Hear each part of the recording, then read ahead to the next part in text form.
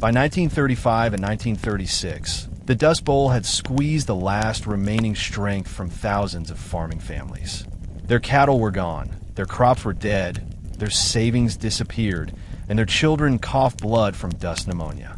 For many, the emotional breaking point arrived not through a single storm, but through the arrival of a simple rumor that spread like wildfire. Work existed in California. Newspapers and traveling merchants described orchards bursting with fruit, peaches, oranges, almonds, and fields overflowing with lettuce, grapes, and cotton. Recruiters sent advertisements across the plains promising high wages and steady work for anyone willing to pick fruit. The images felt like a fairy tale compared to the choking darkness that surrounded them. To farmers trapped in a dying land, California became a symbol of hope, a vision of clean air and full stomachs. The idea of leaving home was painful. Many families had lived on the same farms for generations. Grandparents were buried in local cemeteries. Houses had been built board by fathers and sons. Orchards planted decades earlier still stood beside porches, even if their branches were now bare. To abandon these places meant abandoning identity and history. Yet the storms kept coming, and banks kept foreclosing. Some farmers tried to hold on longer than their neighbors, convinced loyalty to land would be rewarded. But loyalty could not produce wheat. Loyalty could not feed children. And soon, one by one, families made the heartbreaking decision to leave. Preparing to migrate west was an act of desperate teamwork. People sold furniture, farm tools, heirlooms, saddles, and even books. Some sold plows to scrap dealers. Others traded livestock for gasoline. Cars and trucks that had been gathering rust in barns were hauled into daylight and repaired with scrap metal, rope, and determination. Families built makeshift roofs from plywood and tin so they could sleep inside their vehicles. Mattresses and trunks were tied across fenders. Food barrels, pots, pans, quilts, cups, and diapers were stuffed into every available space. A family of 7 might travel inside a single truck, riding shoulder to shoulder beneath a canvas flap that flapped endlessly in the wind. As they prepared to leave, neighbors gathered for painful farewells. People who had survived blizzards, droughts, childbirths, and funerals together now stood in silence beneath blowing dust and whispered goodbye. There were tears, hugs, and promises to write letters that many knew would never arrive. Some travelers swore they would return when the rains came back. Others knew they were saying goodbye forever. Children cried for pets that could not travel and watched their homes shrink behind them through dusty windows. The road west became a symbol of both hope and trauma. Old highways, especially Route 66, filled with caravans of trucks puttering across half-dead engines. The sound of rattling wheels echoed across the desert. At night, families camped alongside ditches and listened to coyotes howl. Food was rationed carefully. Beans cooked over small fires became the plains' migrants' national dish. Some families sang songs around the flames to lift spirits. Others sat quietly beneath endless stars wondering whether California truly existed as they imagined. This journey west was not merely movement from one place to another. It represented the collapse of a regional civilization. The plains, once filled with farms, cattle, schools, and churches, were emptying. A tidal wave of migration was underway. Thousands leaving behind the land that had shaped them, searching for a future that might never arrive. Life on the road was far from the hopeful dream families imagined while packing their belongings. The journey to California stretched hundreds of miles across boiling desert heat, dangerous mountain roads, and lonely towns where strangers did not always welcome migrants. Vehicles broke down constantly. Tires shredded, engines overheated, axles snapped beneath heavy weight. Most families lacked the money for repairs, so fathers crawled beneath trucks and patched problems using strips of leather, wire, and pure luck. Every breakdown risked abandoning the journey entirely. Food shortages made the trip miserable. Many travelers survived on dried beans, cornmeal, and stale bread. Mothers measured out coffee grounds like gold dust, stretching one spoonful across multiple mornings. Children often went to sleep hungry, curled against each other beneath blankets that barely kept desert cold away. Some nights, storms caught travelers off guard, soaking blankets and clothing. Other nights, desert winds screamed through campsites, rattling pots and tent poles. The road culture formed its own existence.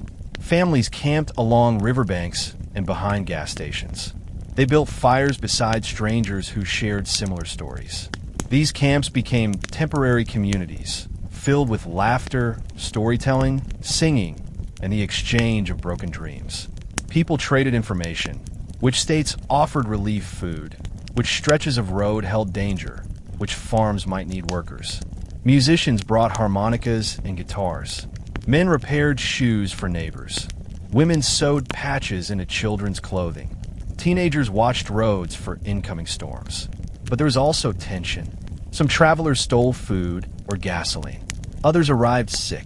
Fear crept into conversations. What if California wasn't hiring? What if the letters from relatives exaggerated opportunities? What if there were too many migrants and not enough jobs? As migration increased, state borders became guarded. Oklahoma and Kansas police monitored their roads. California officials discussed passing laws to stop Dust Bowl migrants from entering. Locals called migrants Okies, even though many came from Texas, Colorado, New Mexico, and Kansas. The word began as an insult, a label implying ignorance, poverty, and laziness. The migrants hated it, but the name stuck, spreading across newspapers and radio broadcasts. Children endured hardship silently. They entertained themselves with sticks, rocks, and stories. Many walked barefoot across deserts when shoes wore out. Some never attended school again. Their education was replaced by survival training, repairing tires, building fires, and learning to read the sky for dust storms. Yet even with hardship, there was astonishing resilience. Families sang to drown sorrow. They told jokes to keep fear away. Around campfires, parents whispered stories about California's orchards, trees heavy with fruit, fields green with lettuce, and streams running clear. Those stories became fuel, hope turning into strength. By the time travelers neared California, they had aged emotionally by decades. The road west reshaped them. What began as a hopeful journey turned into a test of endurance. California was close, but survival had already demanded a price few could have imagined. For most Dust Bowl migrants, reaching California did not feel like triumph. Instead, it marked the beginning of another chapter of hardship, one built on disappointment, rejection, and hard labor beneath punishing sun. Upon arrival, migrating families discovered the truth behind the rumors. California was not overflowing with jobs. Instead, the state was flooded with thousands just like them, desperate, homeless, and competing fiercely for work. Orchards and farms did hire pickers, but wages collapsed because labor supply far exceeded demand. Farmers took advantage of the imbalance. They advertised $1 wages, only to offer 30 cents upon arrival. Desperation forced families to accept any wage, no matter how small. Most migrants could not afford houses or rented rooms. Instead, they built shanty towns along riverbanks and irrigation ditches. Some constructed shelters from cardboard, scrap lumber, and discarded sheet metal. Others dug holes in the earth and covered them with cloth. When rain arrived, these homes filled with mud. Mosquitoes swarmed. Rats fed on food scraps. Children became sick. Locals referred to the camps with disgust, calling them Hoovervilles, though most residents blamed nature, not politicians, for their suffering. Prejudice awaited the migrants at every turn. Californians feared that the newcomers would steal jobs, spread disease, and lower wages. Newspapers published editorials calling migrants uneducated and unfit for Western society. Stores refused to serve them. Schools hesitated to enroll migrant children. Signs appeared in windows reading, "No jobs for Okies." In some towns, police sat at bus stops ordering Dust Bowl families to keep moving. And yet, life persisted. Families woke before dawn and walked miles to orchards. They picked peaches under blistering heat, their hands bleeding from thorns. Others crawled through cotton rows, dragging bags heavier than their bodies. Children worked beside parents to earn pennies. Each night, families returned to camps with aching muscles and dusty clothes, gathering around fires to divide scarce food. The scent of beans cooking in tin cans filled the air. Despite hostility, not every Californian turned away. Churches organized food drives. Some farmers offered fair wages. Volunteers taught children to read. Local doctors treated dust pneumonia cases for little or no payment. New Deal relief camps built by the government began appearing, offering showers, clean wells, and safe shelter. These camps represented dignity, a reminder that not everyone saw migrants as unwanted outsiders. The emotional conflict was constant. Hope mixed with humiliation, pride clashed with need, and dreams collided with the harshness of reality. Parents struggled with guilt. They had promised their children something better than the plains, yet California often felt just as merciless. Still, many believed that staying offered greater possibility than returning home. The arrival in California marked a turning point not just geographically, but emotionally. The Plains migrants had completed one of the largest population movements in American history, yet their journey was far from over. The Dust Bowl had pushed them out of one world and into another, one where survival required adapting to new landscapes, new cultures, and a new economic system. The Dust Bowl story was no longer just about storms. It had become a migration epic, shaping a generation of workers who would soon influence unions, literature, music, and American identity itself. Once Dust Bowl migrants reached California, the dream of immediate comfort evaporated almost instantly. They discovered that the road west had not delivered salvation. It had delivered them into an entirely new battlefield of survival. The first challenge was shelter. Most families arrived with almost no money left, and what little existed was reserved for food and fuel. Renting a house was impossible. Buying land was unthinkable. So, thousands resorted to building makeshift shelters in places no one else wanted. Riverbanks, railroad edges, irrigation ditches, and abandoned lots outside agricultural towns. These places grew into massive shanty towns, some stretching for miles. They earned dark nicknames: ditch camps, hobo jungles, or Okie villages. Structures were thrown together from cardboard sheets coated with tar, scavenged lumber nailed at strange angles, burlap sacks layered over holes, and rusted metal bent into walls. Some homes were nothing more than pits dug into the earth, covered with canvas roofs. When rainstorms came through, and California winters could be harsh, the pits filled with mud and icy water. Residents spent nights standing upright, afraid to lie down and drown. Daily life was a cycle of discomfort.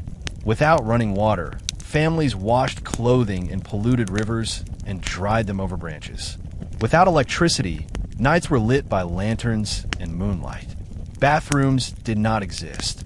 People dug trenches and covered waste with dirt.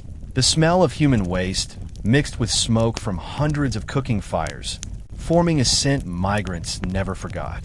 Flies swarmed in summer heat. Rats chewed through food sacks. Snalkes sliter beneath sleeping mutts. Diseases came quickly.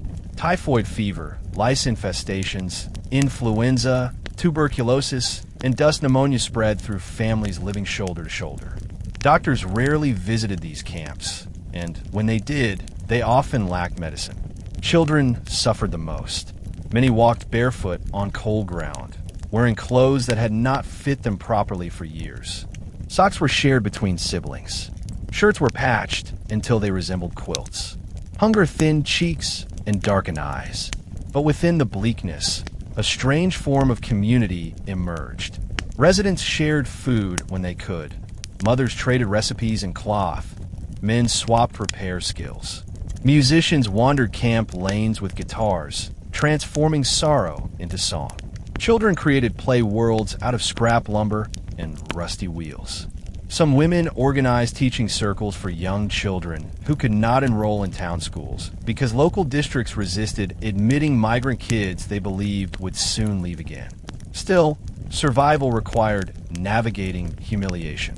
Local towns often resented these shanty towns, believing they damaged property value and attracted crime, even though crime rates inside migrant camps were often lower than in nearby cities.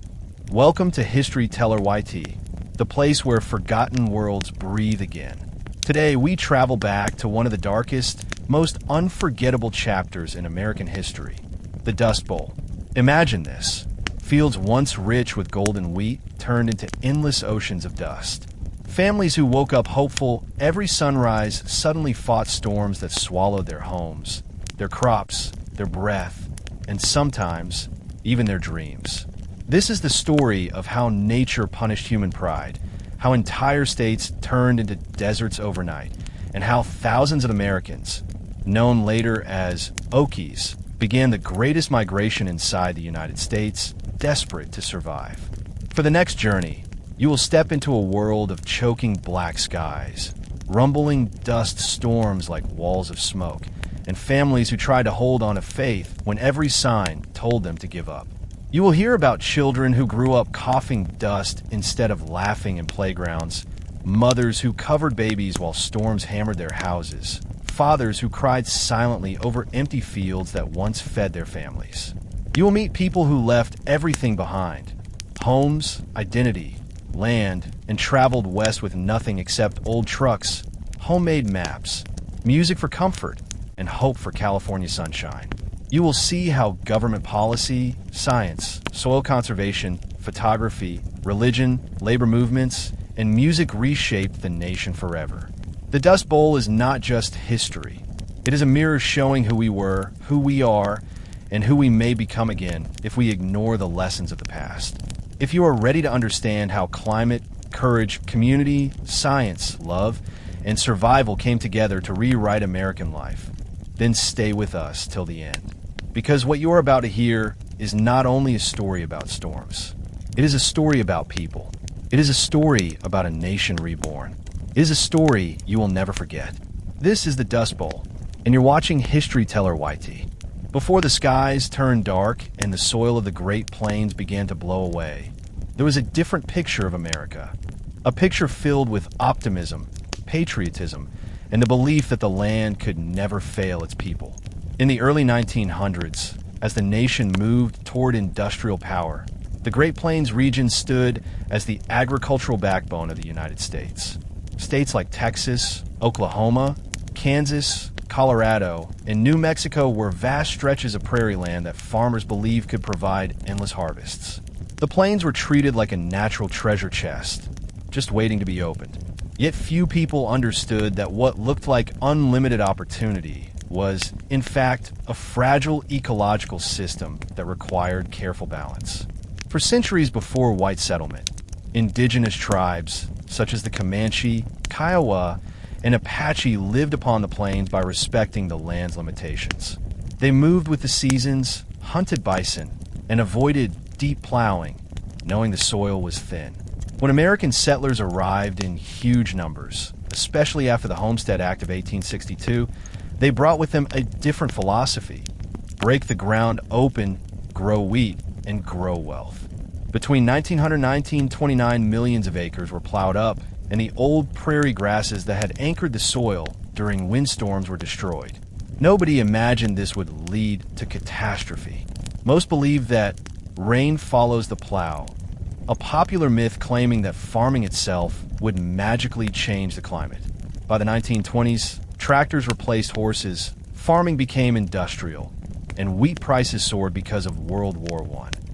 Farmers rushed to plant every piece of land they owned, not realizing they were removing the natural shield that had protected the plains for thousands of years.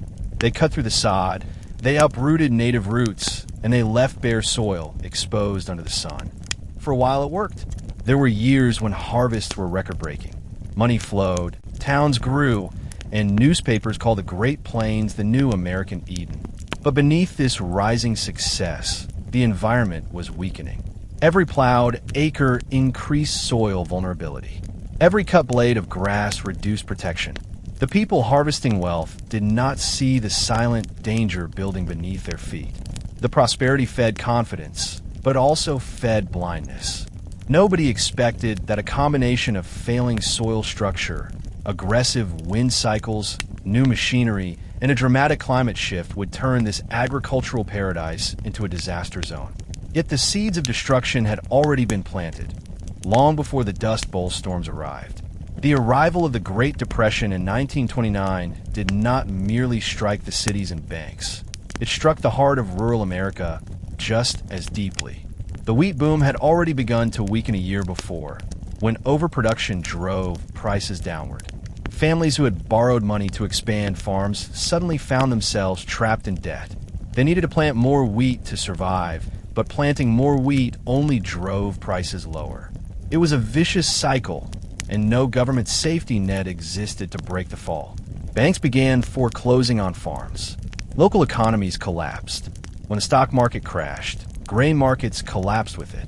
A bushel of wheat that once brought real income became nearly worthless. A strange, cruel irony took shape. Farmers produced food, yet they starved. There were mountains of wheat that no one could afford to buy. Depression culture changed the emotional landscape. In the cities, breadlines stood beneath skyscrapers. In the plains, shame silently replaced hope. The same people who once boasted about harvest successes now struggled to afford shoes for their children. Men who measured their worth through physical strength found themselves powerless against invisible economic forces. The cultural pride of independence was damaged. At the same time, the environment began to shift. Drought patterns, part of long-term natural climate cycles, began intensifying. Rainfall lessened. Reservoirs dried. Temperatures rose. The once rich topsoil, loose from overplowing, lay unprotected beneath a harsher sun than farmers had ever experienced. Livestock struggled, rivers shrank, and pastures turned skeletal brown. The Depression amplified the environmental crisis, making every small event feel like a threat to survival. People could not simply move away because there was nowhere to go. Thousands of farms across America were failing. The West Coast offered no jobs. The cities had no space. The plains communities became emotionally isolated, clinging to hope that rain would return. But something darker was forming: dust clouds. In 1931, the first major dust storm rolled out of Kansas. At first people laughed, calling it dirt blizzard, but the laughter faded quickly. The dust covered homes, sank into food, poisoned wells, and burned eyes. The storm was a warning. Worse ones were coming. The Great Depression and environmental abuse were merging into a single disaster. A natural climate cycle was being amplified by human decisions, economic desperation, and a farming method that ignored nature's warnings. The plains were about to face a nightmare no one alive had seen before. The Dust Bowl was not a single-cause tragedy. It was a perfect storm of decisions, misunderstandings, and ambitions colliding with forces of nature. Generations of farmers believed they could control weather through labor alone, shaping land into profitable fields. Yet the Great Plains had never been designed for non-stop wheat growth. The region naturally functioned as a grassland, not farmland, held together by thick roots that stretched deep beneath the surface. When settlers tore those grasses away, they unknowingly turned fertile soil into dust waiting for wind. Environmental scientists later explained that the plains sat atop some of the strongest wind corridors in North America. Winds sweep eastward across the Rockies, funneling into massive gusts with natural speed. Before settlement, prairie roots stopped those winds from lifting soil. Now the winds had access to millions of acres of exposed dirt. It was a system ready to erupt. Meanwhile, the decade leading up to the Dust Bowl included the wettest years on record for the region. Rain made farmers believe the land was more fertile than it actually was. They bought bigger plows, more tractors, and broke more sod. When the rains disappeared in the early 1930s, the land reacted brutally. Without moisture or vegetation, the soil dried to flour-like powder. Communities clung to hope, repeating familiar sayings, "Next year will be better," while ignoring the real warnings. Newspapers published diagrams about proper plowing techniques and rain cycle predictions, even though none prevented erosion. Religious leaders declared the storm's divine punishment. Families burned green crops hoping smoke would draw rain. Some shot guns into the sky. Others simply prayed and waited. But the truth was scientific. A human-created ecological imbalance paired with unprecedented drought. The land had been broken open beyond recovery. The federal government did not yet have soil conservation programs. Farmers were left alone to fix a collapsing world. By 1932, storms multiplied. The sky turned copper brown. Children wore dust masks to school. Cars carried wet cloths over radiators because dirt filled their engines. Blankets and towels were stuffed into window cracks. Yet houses filled with fine powder anyway. Some mornings the sun rose red through the haze, and on others it disappeared entirely behind a choking darkness that rolled in like ocean tides. The Dust Bowl was beginning, and worse was yet to come. Sheriffs patrolled the camps, occasionally burning them down, forcing families to scatter in the night. The shantytown period exposed a sharp truth. The migrants' worst suffering had not ended with their arrival in California. It had only changed shape. In the plains, storms and dust had threatened their bodies. In California, prejudice and poverty threatened their dignity. Meanwhile, the dream of work, picking fruit beneath sunny skies, remained just out of reach. The migrant camps revealed how thousands survived between hope and desperation, caught in a world made from scrap wood, hunger, and perseverance. Among the worst scenes of poverty, the federal government noticed something extraordinary. Despite the stereotypes and widespread discrimination, Dust Bowl migrants were not criminals or vagrants. They were working families crushed by circumstances outside their control. As the number of migrants increased, New Deal administrators realized that chaos would only worsen unless organized support was offered. In response, federal labor camps were created, safe, regulated spaces designed to provide basic sanitation, protection from harassment, and a chance to rebuild community identity. These camps, often run by the Farm Security Administration, FSA, were vastly different from the shantytowns. They offered clean wells, public showers, laundry rooms, toilets, and meeting halls. They were built near major farming regions, allowing residents to find seasonal work. Rules enforced cleanliness and safety. Gambling, drinking, and fighting could lead to expulsion, but fair treatment and volunteer responsibility were the heart of camp culture. Residents elected councils to help govern their communities. For the first time in years, migrants had real control over their environment. The social impact was profound. Families who had felt humiliated living in roadside shacks regained dignity. By 1933, the drought across the Great Plains had transformed from an inconvenience into a suffocating, landscape-changing monster. Year after year of declining rainfall forced the soil into a state of absolute brittleness. And with the absence of natural moisture, the ground began cracking open like dried skin. Farmers who once woke up to the smell of wet grain and blooming fields now awoke to silence, empty skies, and the unsettling sound of wind dragging sand across their porches.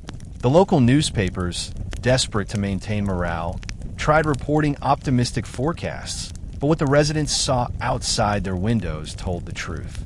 Wells dried up, ponds vanished, windmills squealed against the silence with rusty cries. Families were starting to lose hope faster than they were losing crops. As the soil dried, the once healthy wheat plants shriveled. They curled into thin stalks that barely resembled crops at all, standing like brittle ghosts. Cattle began to starve, unable to graze, and ranchers spent the last of their savings on feed shipments from distant states. The sun, burning more fiercely than any living farmer could remember, bleached the ground pale, stripping even the color from the prairie. The air smelled of dust, heat, and fear. Many early mornings, families stepped onto their porches before sunrise just to escape the burning afternoon sun, staring across their ruined land, wondering how such destruction could happen in a country that once promised endless opportunity. Children, who once collected wildflowers by rivers and helped plant seeds each spring, now played in abandoned fields that resembled deserts. The wind shaped dunes across once flat farmlands, making farmers feel as if they were living inside a sand-drifted wasteland. There were days when visibility stretched no farther than the length of a barn. Some nights, dust storms arrived silently, like assassins. The sky would turn the color of tarnished copper, then drop a cloud onto entire towns, burying everything beneath layers of earth that did not belong in the air. By 1933, farmers could no longer pretend this was a passing problem. The Dust Bowl was now a living presence, something that crawled into lungs, seeped into clothing, invaded food, poisoned livestock, and changed the emotional spirit of entire communities. For many, the nightmare was only beginning because they had not yet faced Black Sunday, or the deaths that dust pneumonia would bring, or the mass migration that would soon reshape America's identity forever. In these early stages, hope was bending, cracking, and beginning to break beneath the weight of reality. The people of the Great Plains learned new language during the Dust Bowl. One of the phrases that came to dominate their lives was black blizzard. Before the 1930s, no such term existed in everyday English. But by 1934, it became part of the region's identity, feared almost like a mythical beast. A black blizzard was not an ordinary dust storm. It was a massive, rolling wall of soil and wind stretching dozens or even hundreds of miles, carried across land at terrifying speeds. When one of these storms approached, the horizon dissolved into darkness. For miles away, families watched the clouds forming like swelling mountains, swallowing the sun. Inside homes, families attempted desperate rituals of protection. They soaked sheets in water and hung them against doors and windows, sealing cracks with tape, rags, old newspapers, flour sacks, or even mud. Mothers swept constantly, trying to fight back the powder that covered floors, beds, dishes, teeth, and lungs. Yet the dust still found a way in. It carried the memories of broken farms, ground-up topsoil from Oklahoma settled on tables in Colorado, and dust from Kansas road storms into Nebraska homes. Scientists recorded that the particles climbed as high as 10,000 feet into the sky, carried across states, eventually reaching New York City and then falling into the Atlantic Ocean. The storms came unpredictably. Some arrived with violent thunder, others with eerie, unbroken silence. People caught outside had to hold on to fences or drop flat to the ground to avoid suffocation. A person could lose their way between their house and their barn in seconds. Many tied ropes from door to barn so they could find their way through blinding storms. Those without ropes simply prayed they could follow their footprints back before the wind erased them. Schools shut down mid-class when teachers realized they could not see across the playground. Some students fainted from dust inhalation. Others were trapped in classrooms as black blizzards roared through small towns for hours. Psychologically, these storms crushed morale. Farmers who had once believed in independence were forced to admit nature now owned them completely. The storms represented a truth society had ignored, that humanity cannot endlessly manipulate land without consequence. The black blizzards were messages from the earth, screaming that people had pushed too far for too long. At night, some residents believed the world was ending. They could feel the storm shake houses. They could hear dust hitting windows like nails. The darkness felt alive, and families sat in silence, holding hands, waiting for light to return. Across the plains, communities began to talk less about rain and more about survival. Many wondered if the Great Plains would ever be livable again. The black blizzards erased certainty. They erased wealth. They erased the sky. And, slowly, they began erasing people who had once called the land home. The physical dangers of the Dust Bowl extended far beyond ruined crops and empty wallets. One of the most terrifying consequences of the endless dust storms was dust pneumonia, a deadly respiratory illness caused by inhaling fine soil particles that filled the air everywhere people lived. Hospitals, already suffering from shortages during the Great Depression, now overflowed with sick children, fragile elders, and hardworking adults gasping for breath. Doctors described lungs coated in layers of dirt so thick that the organs could barely expand. Death came slowly, suffocating victims from the inside as their immune systems failed. Dust pneumonia struck without mercy. Children were especially vulnerable. Their lungs could not fight the sharp particles in the air, and many died before their 10th birthday. Mothers tried to protect them by sewing masks from cloth, flour sacks, and even pillowcases, yet these makeshift covers blocked little of the microscopic dust. Nights were filled with the sound of coughing. The illness stole sleep, energy, and hope. Some towns reported funerals every week. Newspapers ran obituary columns longer than their harvest reports. By 1935, dust pneumonia had become a common phrase across the plains, a grim reminder that the storms were devouring human life along with farmland. Emotionally, families experienced grief that words could barely describe. Fathers who once stood proudly in wheat fields now dug graves for their children. Mothers washed dust from the faces of infants who had never known clean air. School attendance plummeted. Church services filled with prayers for rain and mercy. Doctors admitted they could do little to stop the disease, since antibiotics did not yet exist. All they could offer was rest and wet towels pressed to the face, weak defenses against a powerful enemy. Meanwhile, the dust affected mental health too. People suffered from constant headaches, depression, and exhaustion.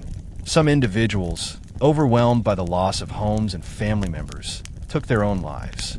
Communities that once held dances, picnics, and fairs now held emergency meetings about sickness and migration.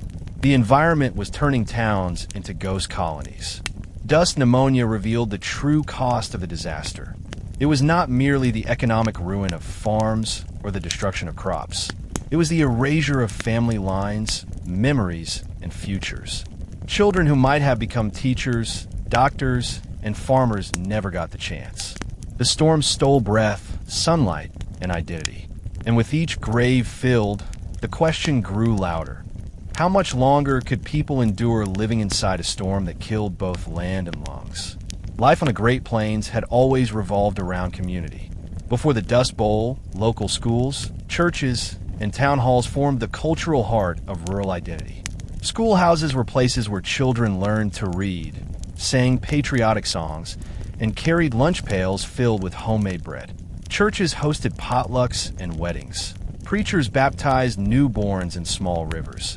The town halls rang with dances and political meetings. There had always been hardship on the plains, harsh winters and unpredictable harvests, but community togetherness pressed people forward. Yet when the Dust Bowl arrived, these institutions that once shaped a sense of belonging began to collapse under the weight of suffering and fear. Schools were among the first to show visible decline. Attendance became inconsistent, not because children lost motivation, but because the environment itself prevented safe travel.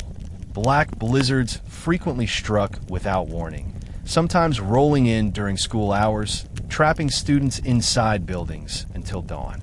Teachers tried to create calm by reading stories aloud, but fear always lingered behind their voices. Dust seeped beneath doors, coating books and desks, filling lungs and noses.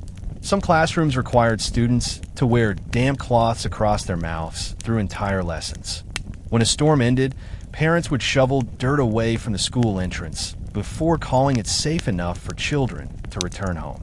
Eventually, many rural schools closed temporarily, not due to lack of funding, but because learning inside a sand-filled room became nearly impossible. Churches faced emotional disruption as well. On Sundays, fewer families made the journey across dusty miles. Pastors shifted sermons toward themes of endurance, biblical droughts, and hope against darkness. Congregations prayed not just for rain, but also for strength to face the ongoing losses. Yet beneath the hymns, doubt grew. Some believed the disaster was punishment for moral failings. Others believed God had turned his back. Pastors struggled to maintain unity while tragedies increased. Funerals, especially those held for children lost to dust pneumonia, became weekly events. In some communities, churches transformed into shelters during storms, housing families trapped far from home. Even local businesses changed. General stores once sold farming supplies and candy. Now they sold masks, kerosene, and cheap canned food. Conversations at the counter were no longer about baseball scores or wedding announcements. They revolved around sickness, drought forecasts, and bank foreclosures. Some towns even installed streetlights that remained on at midday because dust clouds made noon as dark as twilight. Yet in all this despair, a deep sense of stubborn community survival grew. Neighbors continued to help neighbors. People shared water when wells dried. They swapped crops, blankets, and homemade soap. Women cooked meals for families who had nothing left to eat. Men gathered to repair barns and fence lines destroyed by storms. In a world collapsing, these small acts became powerful reminders of human resilience. The Dust Bowl altered every tradition and routine, but it did not erase the emotional bonds among people who believed that surviving together was better than suffering alone. In the early 1930s, many residents of the Plains felt invisible to the federal government. Presidents had changed, new bills were signed, and political speeches echoed across the nation. Yet the farmers facing clouds of dirt rarely saw direct help. When Franklin D. Roosevelt entered the White House in 1933, he inherited a nation buried under the Great Depression, and the Dust Bowl was only one of many battles unfolding. Still, Roosevelt possessed something previous leaders lacked: the willingness to intervene directly in the lives of struggling Americans. Roosevelt's New Deal programs began by addressing financial collapse. Banks reopened, currency stabilized, and farmers received opportunities to refinance debts. But the Dust Bowl created a crisis beyond economics. It demanded environmental strategy. By 1933, scientists, journalists, and weather experts insisted that the disaster was not just a regional issue. It was a national emergency threatening food supply and public health. Newspapers printed photographs of buried farmhouses, starved cattle, and children wearing dust masks. These images stunned readers who had never imagined such devastation inside their own country. Suddenly, the nation began paying attention. The federal government dispatched experts to study soil quality. They discovered that millions of acres lacked root cover, that wind erosion had carried away the most fertile layers, and that years of improper farming methods had destroyed ecological balance. Roosevelt was shocked by the findings. He met farmers personally, walked ruined fields, and asked questions that no president before him had bothered to ask. What happened? Why did it happen? And how could the land be restored? In 1933 and 1934, several relief programs launched. The Civilian Conservation Corps, CCC, sent workers to plant trees and rebuild communities. The Federal Emergency Relief Administration, FERA, provided cash support for starving families. The Agricultural Adjustment Act attempted to raise crop prices by reducing production, though the results were complicated. Farmers with nothing to sell found little comfort in promises of price stabilization. But perhaps the most important development was the Soil Erosion Service, founded in 1933. Its mission was revolutionary: teach farmers how to work with the land rather than against it. Agronomists explained contour plowing, windbreak planting, crop rotation, and fallowing, methods that preserved moisture and prevented erosion.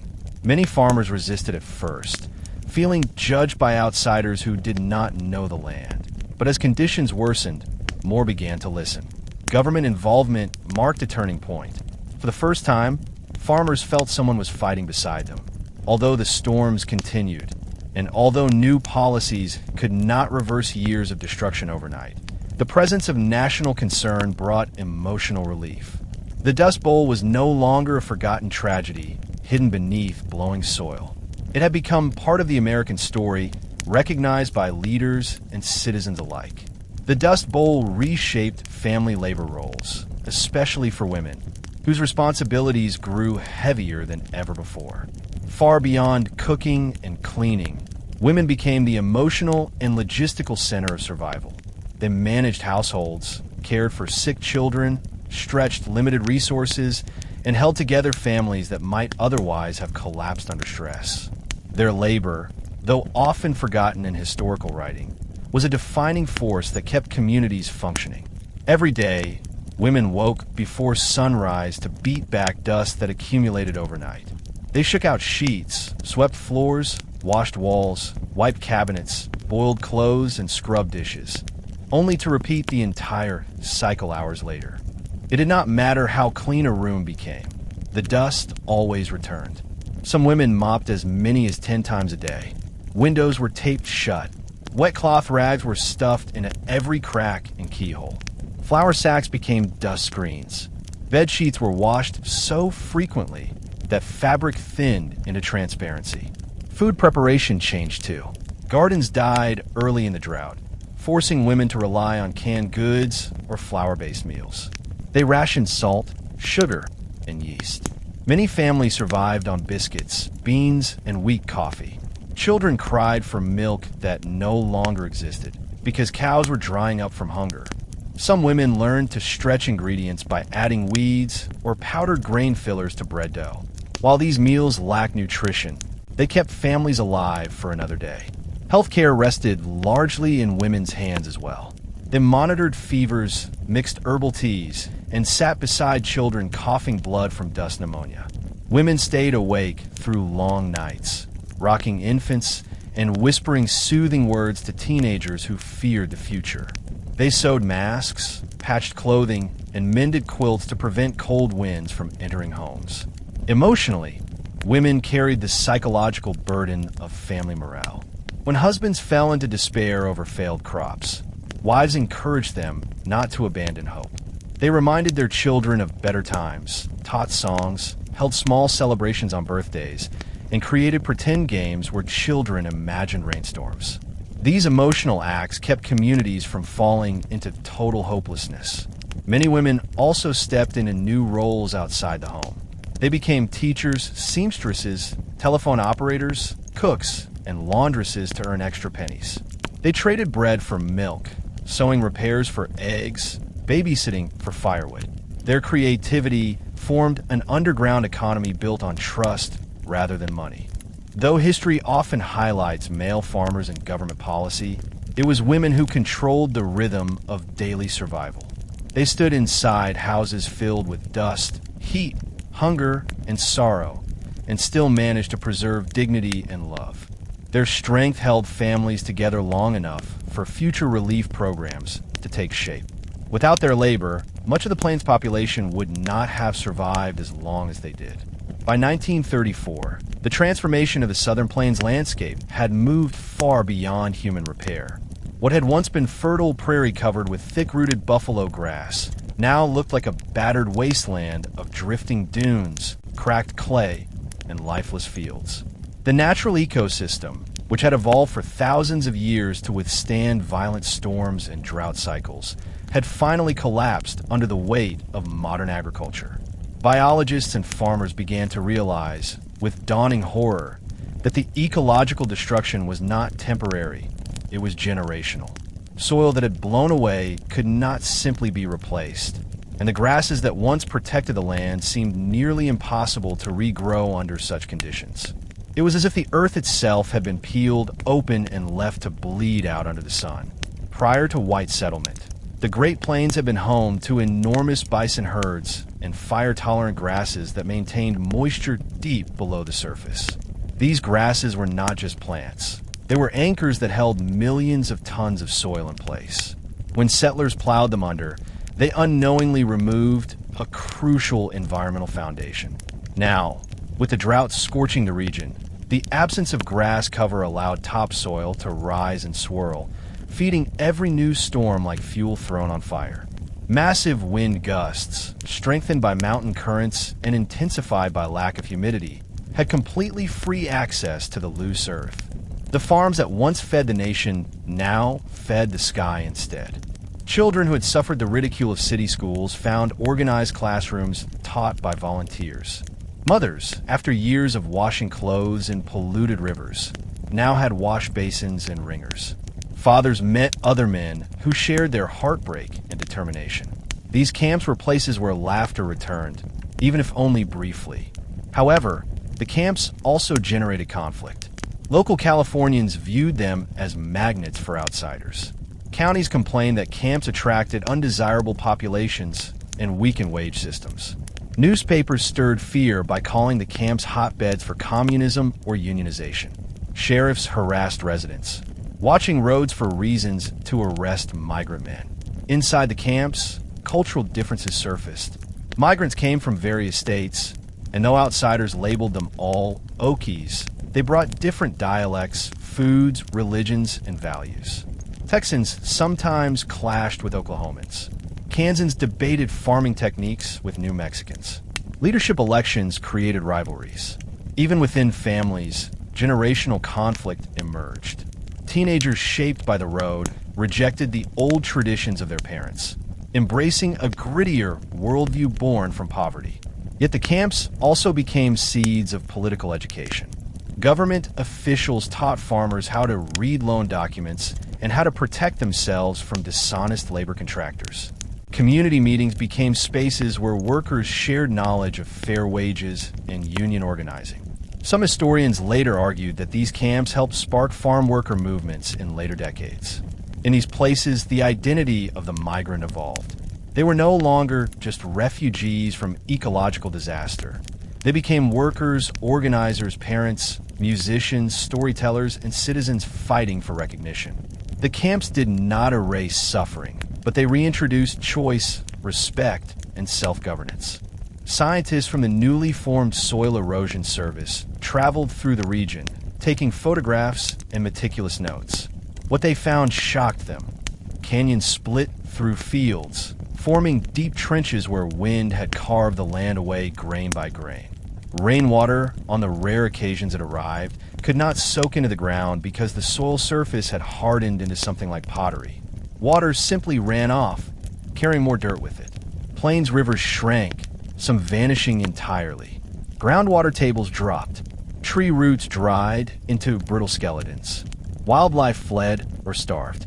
Rabbits, coyotes, field mice, quail, and prairie chickens, animals once abundant, either migrated or died out in huge numbers. Environmental despair also took a psychological toll.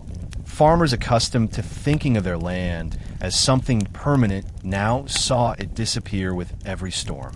Imagine waking each morning to find 2 inches of your property blown into the next county. Imagine watching the shape of your field change, your fences buried, your barn doors blocked by dunes. For many, the land became unrecognizable. People felt stripped of identity. Their farms were not just workplaces, but generational inheritances. Losing land meant losing meaning and history itself.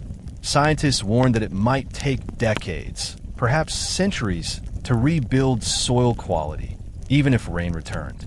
They suggested planting millions of trees, rebuilding protective grass networks, and drastically reducing plowed acreage. Yet these plans scared many farmers who feared losing what little harvest potential remained. Some refused to believe experts, convinced that one good rain season would solve everything. Others accepted the truth. The ecology of the plains had crossed a threshold from which there was no easy return. The Dust Bowl became a lesson written in dirt. When humans break an environment designed over millennia, nature responds without pity. The land that once seemed endless and forgiving had turned fragile, and then deadly. Livestock ranching had been a central pillar of Plains life long before the Dust Bowl, and cattle culture was woven into the region's identity. Families passed down ranching traditions from father to son. Cowhands rode across thousands of open acres, branding calves and shipping beef across the nation. Horses were trusted companions. Mules powered plows before tractors arrived. But by the mid-1930s, the Dust Bowl struck ranching with particularly cruel force, destroying both livelihood and emotional heritage. As grass vanished beneath dust and heat, cattle had nothing to eat. Bones pressed through fur as herds shrank into skeletal shapes, wandering across barren fields. Many ranchers remembered their animals by name, knew their temperaments, and had raised them from birth. Watching them starve to death was not only a financial loss, but a personal tragedy. Some cattle wandered through dunes searching for food until they collapsed from exhaustion. Others suffocated in storms, unable to breathe through sand-filled nostrils. Horses refused to leave barns during blizzards. They trembled and kicked walls, terrified of the dark thunder outside. Water shortages turned fatal. Rivers dried to gravel beds. Ponds evaporated into muddy pools, and wells failed. Ranchers hauled water in barrels from distant towns, but the water itself often carried dirt so thick that animals became sick from drinking it. Many ranchers held on a false hope that a little more time would bring rain, but hope could not refill empty troughs. As the years dragged on, some ranchers were forced to slaughter their own starving cattle to prevent slow death. Others sold entire herds at humiliatingly low prices, sometimes earning less per cow than they had paid to raise it. The federal government, recognizing the severity of collapse, introduced emergency livestock killing programs. Agents traveled farm to farm offering to buy cattle at government-set prices and then shoot them to reduce suffering and stabilize markets. Though the policies saved some families financially, it damaged their hearts deeply. Imagine a rancher watching a government truck arrive, taking cattle he had raised since they were calves, and then killing them in front of him. Some ranchers wept openly. Others turned away, unable to witness it. Many never emotionally recovered. The Dust Bowl forced ranching families into harsh choices: abandon livestock traditions, migrate west, switch to wheat farming, or rely on government aid. For people raised on pride and independence, these options felt like defeats. Ranchers had once believed the plains had limitless potential for cattle. Now they understood the land had been overburdened. Cattle bones littered the landscape as haunting reminders of better days. Wolves and coyotes, also starving, picked at carcasses. Children walking to school passed skeletons half buried in drifts. Newspapers printed photographs of cattle lined against fences, ribs showing like the slats of broken fences. Each picture told the same story. The plains were no longer a place where animal life could flourish. Ranching, once a symbol of rugged American freedom, became a symbol of grief. For many families, watching the collapse of livestock meant confronting the end of a dream carried through generations. The Dust Bowl did not just erase grass, it erased identities. While the physical destruction of the Dust Bowl is widely known, the emotional destruction carries equal historical weight. The mental health effects spread silently across every household, touching men, women, and children. Living in a constant storm wore down human resilience. The noise of wind scraping windows never stopped. Dust-coated meals had no taste. Homes smelled like dirt and sweat. Nights brought fear instead of rest, because black storms could strike at any hour. This constant uncertainty slowly broke the human spirit. Men, especially, suffered under the weight of responsibility. Farming culture defined male identity through productivity. When crops died and livestock perished, men felt they had failed their families, even when the disaster was beyond anyone's control. Many sat in silence at kitchen tables, staring at cracked hands that used to pull food from soil. Some withdrew emotionally, talking less each month. Others turned to alcohol when life felt unbearable. Newspaper records from the time document rising suicide rates. In some counties, every other farm seemed to know a man who had ended his life rather than watch his family suffer further. And yet, neighbors rarely discussed these deaths openly because shame surrounded mental struggle in that era. Women, though strong and resilient, also faced internal battles. They feared for their children's futures and lay awake worrying about sickness. Many felt trapped inside houses they could not escape. They longed for clean air, birdsong, colors beyond brown and yellow. The constant cleaning became maddening. Dust defeated every effort. Some women described feeling like prisoners to weather they could not control. Letters written during this time revealed deep loneliness, with wives writing to relatives about a world shrinking around them. Children, too, experienced trauma. Many had never known a normal childhood. No green grass, no clear skies, no healthy livestock. They played in dirt piles instead of playgrounds. They learned early how to protect themselves against storms, how to tie cloth around their faces, how to breathe shallowly through coughing fits. They overheard financial worries at night, and absorbed fear that the world outside their door might kill them. Some children left school early to work, others abandoned dreams of college, and many carried scars into adulthood. Isolation intensified everything. Farms sat miles apart. Roads filled with dust drifts became impassable. Families rarely traveled to town except for supplies. Even neighbors living close by sometimes did not speak for weeks because storms kept them indoors. The plains, once full of community energy, became silent stretches of wind and sorrow. This psychological toll shaped the identity of the Dust Bowl generation. They became known for toughness and grit, but beneath that toughness lay invisible wounds. People learned how to survive physically, yet survival demanded emotional sacrifice, lost dreams, broken confidence, and fear that normal life might never return. The Dust Bowl was not just a storm of soil. It was a storm inside the human heart, an emotional disaster that would echo through memories long after the winds finally died. Black Sunday stands as one of the most unforgettable days in American environmental history, a moment when nature revealed its full fury and reminded the nation how powerless human beings can be against ecological collapse. By the spring of 1935, dust storms had already become routine across the Great Plains. People believed they had seen the worst. Houses had been buried under dunes, crops had vanished, animals had starved, and skies had turned black before. Yet nothing compared to what happened on April 14th, 1935. To survivors, it felt like the day the world stopped breathing. The morning began surprisingly calm. After weeks of brutal winds and stinging dust storms, the sun rose over Kansas, Oklahoma, and Texas in a way few had seen for years, bright and peaceful. Families stepped outside without masks. Neighbors visited. Some young men played baseball, whistling and laughing as if the nightmare years were finally breaking. In towns across the plains, people opened windows to let fresh air into homes. It seemed like a gift from the universe. A few even dared to believe nature had changed course, that maybe the worst was finally over. But by mid-afternoon, something unimaginable happened.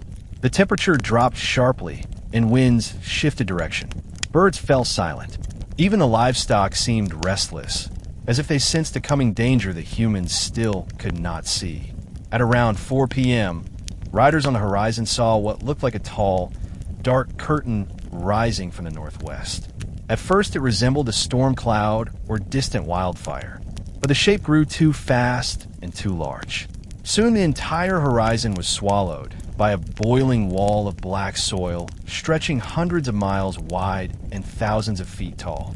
Witnesses said it looked taller than mountains, rolling forward with terrifying speed. Children screamed. Men shouted warnings. People ran toward their homes as the storm raced closer, devouring sunlight. The wind roared like a locomotive. Baseball players dropped their bats and sprinted for shelter. Those caught outside described the moment the wall hit. 1 second the world was daylight, the next total blindness. The roar was deafening, and grains of dust blasted like bullets into skin. People dropped to the ground, clutching earth with their hands, trying not to be lifted into the storm. Inside houses, families fought to seal windows and doors. Women stuffed wet towels into cracks, and parents gathered crying children beneath blankets. Many thought it was the end of the world. One survivor recalled, "God must have turned off the sun. Dust filled mouths, eyes, ears, and lungs." Some fainted, others vomited dirt.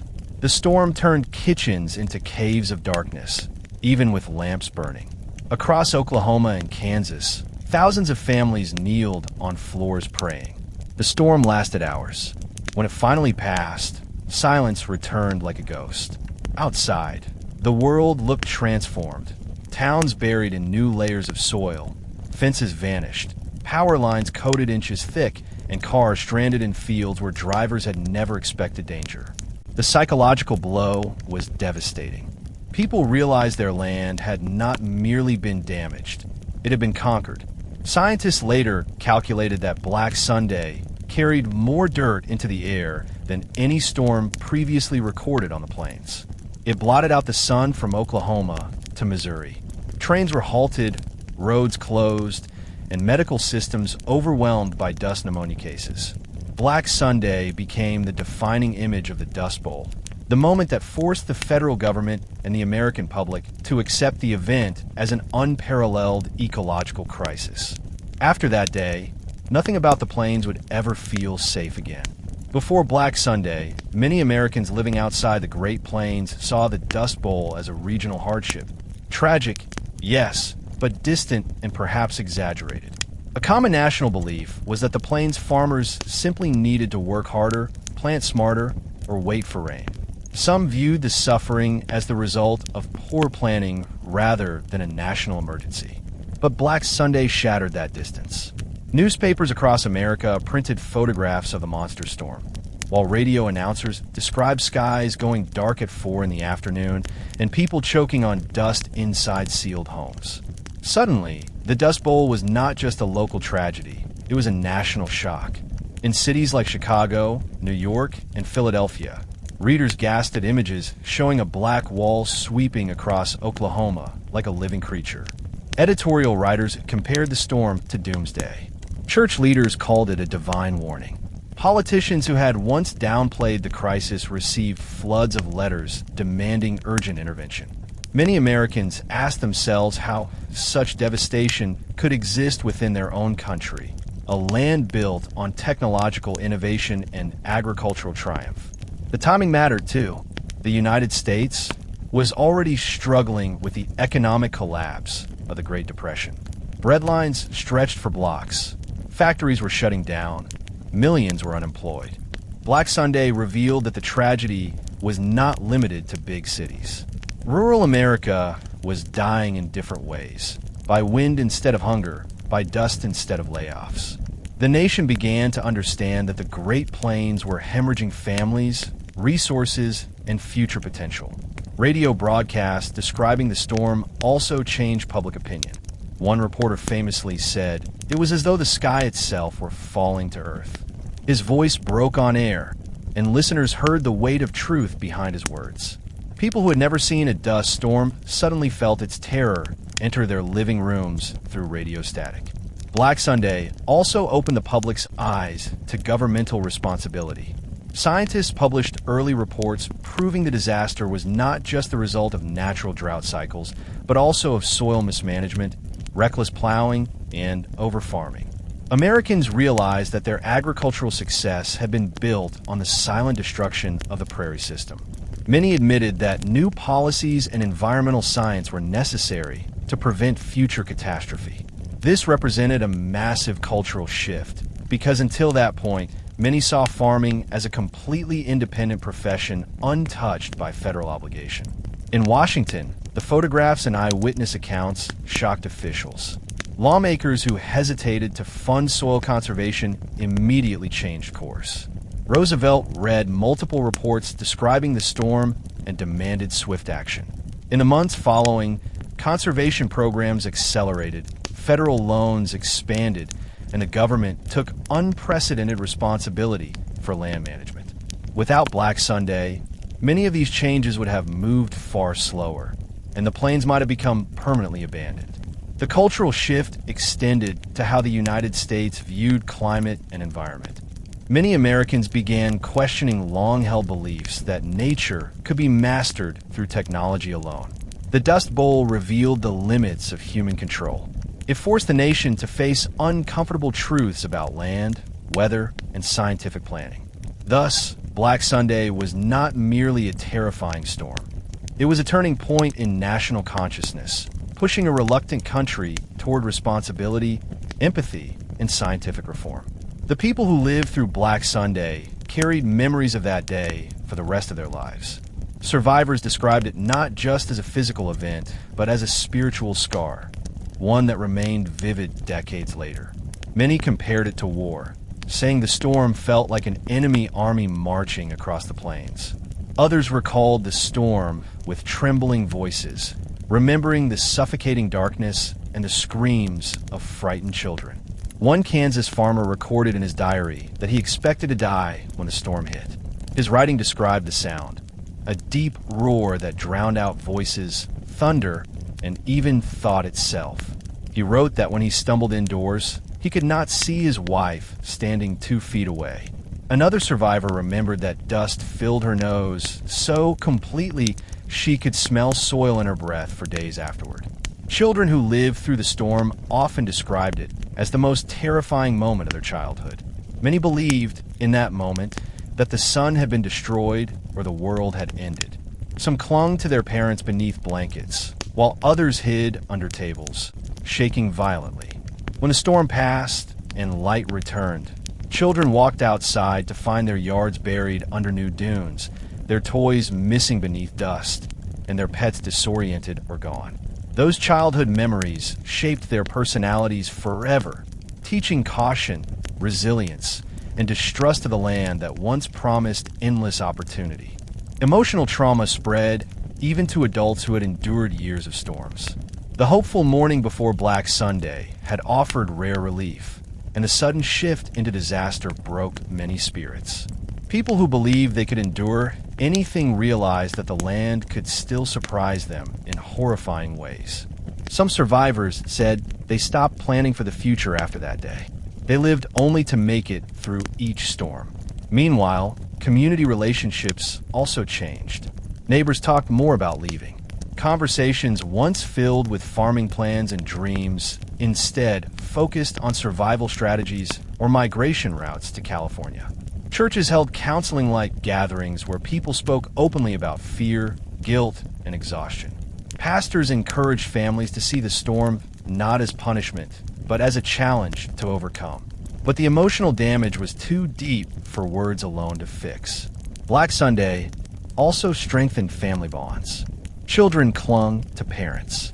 Parents held each other through nights of dust and lightning. Husbands and wives worked side by side to shovel soil from doorways. Survival required teamwork. One person sealing windows, another filling cracks, another calming terrified children. The trauma did not fade quickly. Survivors later described lasting nightmares and recurring anxiety. Even when moved away from the plains, they reacted fearfully to windstorms, dry weather, and news of drought. Some covered windows during thunderstorms for the rest of their lives. Black Sunday reshaped the emotional identity of the Great Plains forever. It deepened the sense of loss and grief, yet also revealed strength. That storm did not destroy every farm or every mind, but it forced people to confront reality. The land they loved could turn into a hostile force, and to survive, they would have to adapt, migrate, or reinvent their lives entirely. But soil conservation experts insisted human action aided destruction by replacing diverse prairie ecosystems with single-crop monocultures. Researchers studied dust storms, analyzing how airborne particles rose thousands of feet and traveled across states. They recorded dust from Kansas falling on Chicago, New York, and Washington, D.C. Some particles crossed the Atlantic Ocean. The size and reach of these storms forced scientists to rethink continental weather systems. They began viewing the plains as part of a broader global pattern connected to ocean currents and international atmospheric shifts. The Dust Bowl triggered a revolution in scientific emphasis. Universities expanded geography and atmospheric research programs, training young scholars to examine weather beyond local patterns. Agricultural colleges invested in soil science, exploring erosion physics, mineral content, and plant chemistry. These fields had existed before, but never with such urgency or national funding. Scientists also developed new models for predicting drought cycles. They examined tree rings, fossil soil layers, and historical weather diaries. These long-term studies revealed that the plains had experienced drought centuries before European settlers arrived. The discovery taught Americans a lesson. Their farms existed atop land shaped by millennia of climate fluctuation, not endless fertility. Ultimately, the Dust Bowl taught the world that climate is not static. It moves in rhythms, some caused by global forces, others disrupted by humans. The disaster served as an early warning that human expansion must respect environmental complexity. The plains did not fail alone. Human ambition and limited scientific awareness contributed to catastrophe. The scientific awakening of the 1930s laid the foundation for today's climate research, demonstrating that environmental disaster can be prevented only through knowledge, foresight, and respect for ecological limits. Long before climate science became a widely recognized discipline, Dust Bowl research pushed scientists deeper into soil ecology and environmental biology. The ecological devastation revealed how fragile ecosystems truly were, motivating scholars and policymakers to rethink how humans interacted with the natural world. That shift birthed new branches of science, particularly soil conservation, ecosystem biology, and land management theory. Before the Dust Bowl, soil was viewed as a simple resource, an infinite foundation that required only periodic fertilization. Farmers focused on yield rather than soil structure, planting the same crop repeatedly until nutrients were depleted. Conservation scientists warned that this approach was unsustainable, but warning alone could not change farming tradition. The Dust Bowl proved those warnings correct. Researchers studying dead farmland uncovered layers of exposed subsoil stripped clean of organic content. Without humus, the rich decayed plant material that feeds microorganisms, soil became sterile. Soil scientists documented that healthy earth required billions of bacteria, fungi, insects, and microscopic organisms working together to recycle nutrients. The Dust Bowl wiped out many of these biological communities, transforming once living earth into powder. This realization changed soil management permanently. Scientists urged farmers to restore organic matter through composting, manure spreading, mulching, and crop rotation with legumes that naturally enrich nitrogen. They promoted cover crops, like clover, that protected soil between harvests. These principles became the core of modern, sustainable agriculture. The crisis also sparked ecological thinking. Prairie grass systems became subjects of study rather than obstacles to plow. Botanists researched how native grasses survive drought by developing deep root networks. Zoologists studied how burrowing animals protected soil by aerating earth and redistributing nutrients. Ecologists argued that nature had designed the plains to survive harsh cycles, an equilibrium destroyed by industrial wheat farming. The Dust Bowl era saw the birth of ecological field stations, where teams gathered data on species populations, water cycles, and weather interaction. Conservation biology emerged from this research, focusing on restoring damaged ecosystems rather than merely maximizing production. Government policies began reflecting ecological principles as well. The Soil Conservation Service taught contour plowing, terracing, and strip cropping not merely as farming techniques, but as ecological stewardship. Prairie research influenced national resource management plans, shaping how future dams, irrigation districts, and grazing lands were built. Importantly, the Dust Bowl also influenced public education. Schools incorporated conservation lessons into science curricula. Children raised projects planting trees and measuring soil moisture. Agricultural clubs for youth, such as 4-H, expanded dramatically, teaching practical ecology. The long-term result reached beyond the plains. Principles developed during the Dust Bowl later helped restore forests in the Appalachian region, wetlands along the Mississippi River, and agricultural zones in Africa and Asia facing erosion. America became a global model for soil restoration because its own wounds had demanded innovation.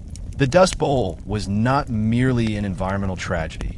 It was a turning point for modern science, showing that human survival depended on working with nature instead of dominating it. The Dust Bowl did more than change farming practices. It changed how Americans valued land, resources, and environmental responsibility. Although organized environmental activism grew decades later, the movement's roots trace directly to this ecological disaster. The Dust Bowl opened national eyes to the consequences of unchecked resource abuse, giving birth to the idea that environmental protection required cultural change, not just government programs. People who lived through the storms carried memories that shaped future environmental attitudes. Survivors raised children to avoid waste, respect rainfall, and understand soil as a living system. These cultural lessons eventually influenced environmental legislation, conservation organizations, and grassroots activism. Writers and artists played major roles in forging environmental consciousness. Through novels, songs, and photographs, they preserved images of ecological ruin, reminding future generations what happens when society ignores nature. When environmental groups formed in the 1960s and 1970s, many activists cited Dust Bowl history as proof that industry and agriculture must operate responsibly. The Dust Bowl also influenced political reform. Modern crop insurance, water use regulations, and land planning laws evolved partially from analysis of Dust Bowl errors. Environmental policy grew out of necessity. Rivers needed restoration, prairies needed replanting, and farms required sustainable planning. Furthermore, the Dust Bowl helped shape public understanding of climate vulnerability. It demonstrated that local disasters did not remain local. They rippled through national markets, migration patterns, and social identity.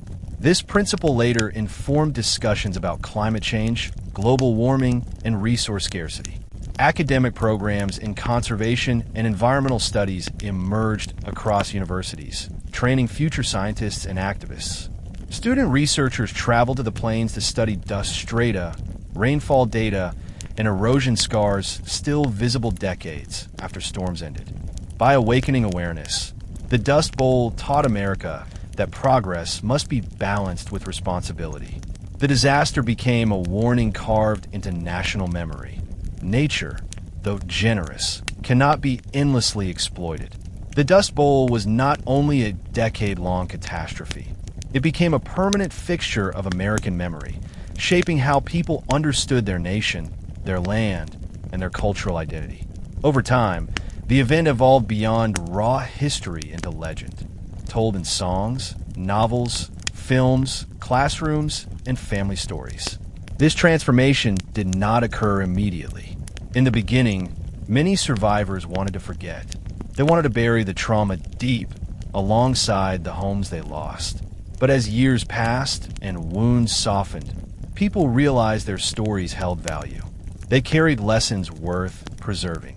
Families who experienced the storms began speaking more openly to younger generations. Grandparents described nights when dust choked the horizon and shelves disappeared beneath brown powder. Parents told stories of packing trucks for California or of staying behind to rebuild farms. These conversations turned trauma into tradition. Households treated the Dust Bowl as heritage, not simply as suffering, but as proof of strength. Meanwhile, schools across the United States began teaching the Dust Bowl in history classes. Teachers emphasized its causes: ecological ignorance, economic collapse, aggressive wheat expansion, and lack of scientific farming methods. But they also highlighted human endurance. Students learned about migrant camps, music culture, New Deal reform, and the return of rains. The Dust Bowl became an educational anchor, showing how environmental crisis intersects with sociology, politics, and psychology. Artistic memory played a key role in shaping public perception. Steinbeck's The Grapes of Wrath remained required reading in schools for decades. The New Deal labor camps stand today as powerful examples of how humane policy can transform despair into community. They did not solve every problem, but they brought dignity to a population the nation had previously ignored. And that dignity changed the emotional course of the Dust Bowl story.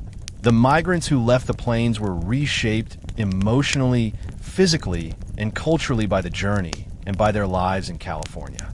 In the process, a new identity emerged, one the wider world called Okie, though many migrants initially despised the term. To West Coast locals, Okie meant poor, dirty, uneducated, and unwanted. But in the shanty towns and labor camps, the people who carried that label slowly transformed it into a badge of solidarity. In time, the word came to reflect endurance, creativity, and pride in survival.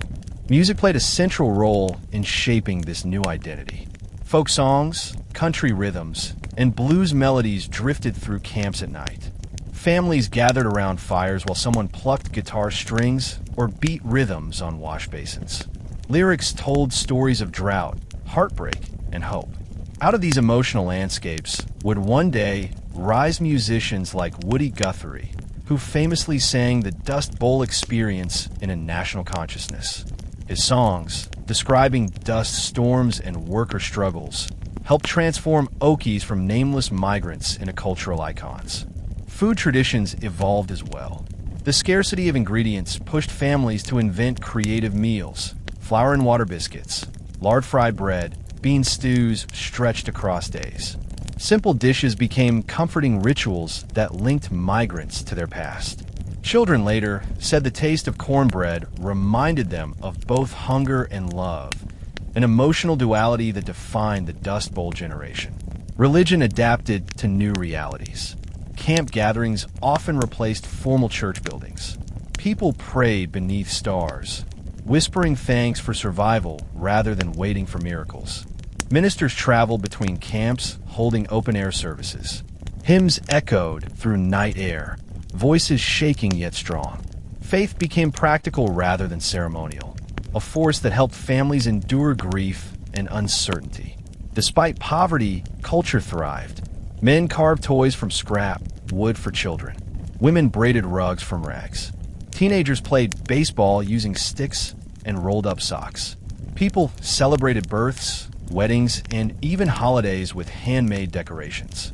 This spirit of creativity, the ability to make joy out of almost nothing, became a defining trait of Dust Bowl migrant identity.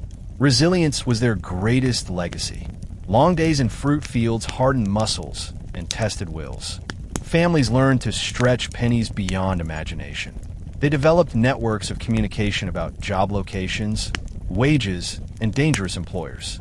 They created traveling friendships with families following the same seasonal harvest routes, forming long-term relationships that lasted decades. The Okie identity grew beyond stereotype. These migrants were not merely victims. They were pioneers in a new era of cultural transformation. They carried the plains with them, its values of hard work, loyalty, family devotion, and stubborn optimism. Even when mocked, they answered hatred with perseverance.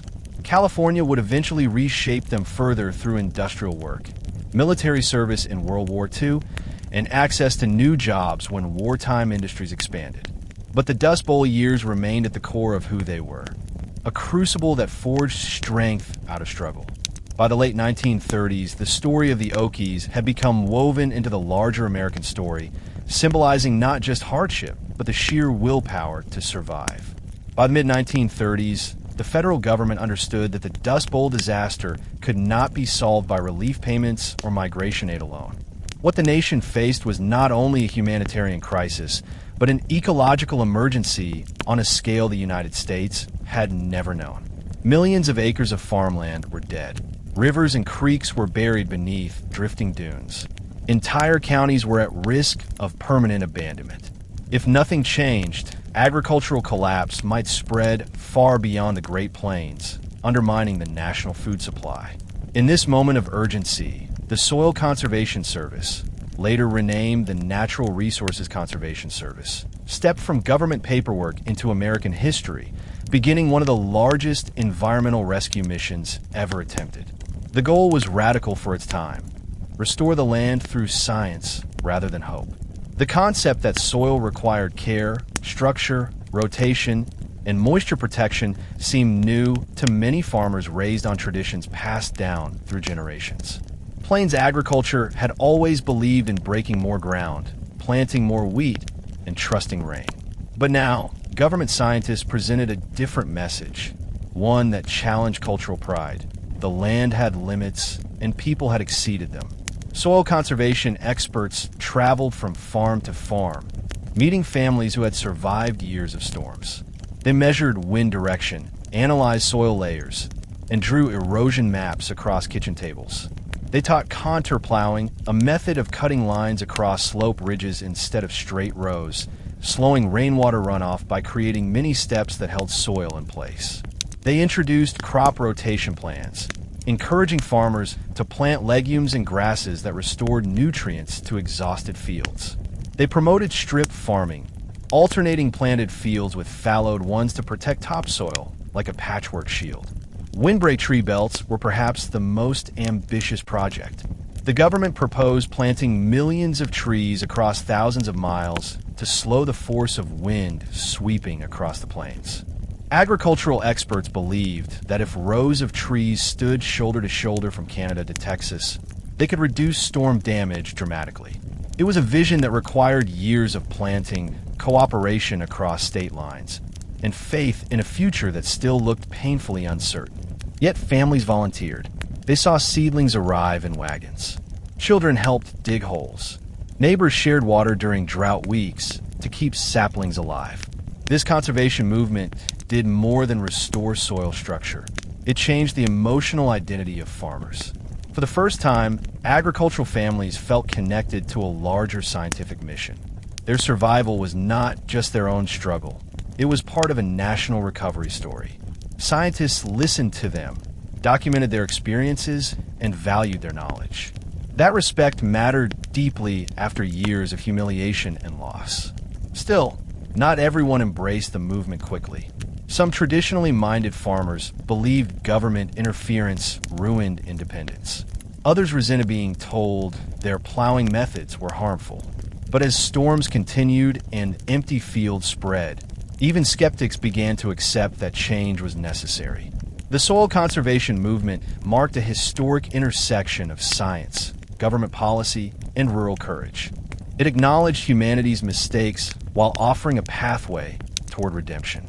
Though the land would never completely return to its original state, these early conservation steps saved millions of acres from total destruction and laid the foundation for modern environmental awareness. President Franklin D. Roosevelt did not confine his Dust Bowl decisions to Washington offices or briefings. Instead, he traveled directly into the heart of the disaster to witness the devastation firsthand. In 1936, accompanied by advisors, photographers, and security officers, Roosevelt stepped from trains onto platforms surrounded by crowds of exhausted farmers, wind-burned children, and women who covered their mouths with handkerchiefs to keep out dust. Roosevelt listened to their voices not as distant statistics, but as living testaments of national failure and resilience. He rode through Plains counties in open cars, staring across horizons faded into brown haze. He saw abandoned barns drown beneath soil drifts higher than fence posts. He noticed how the wind never stopped moving, tugging at his clothing, blowing grit into his hair, whispering reminders that the land beneath him was still fragile. Locals guided him toward riverbeds that had dried into cracked shells. They showed him the skeletons of cattle half buried in sand. Some led him into their homes, where layers of dust covered picture frames, wedding rings, and family Bibles.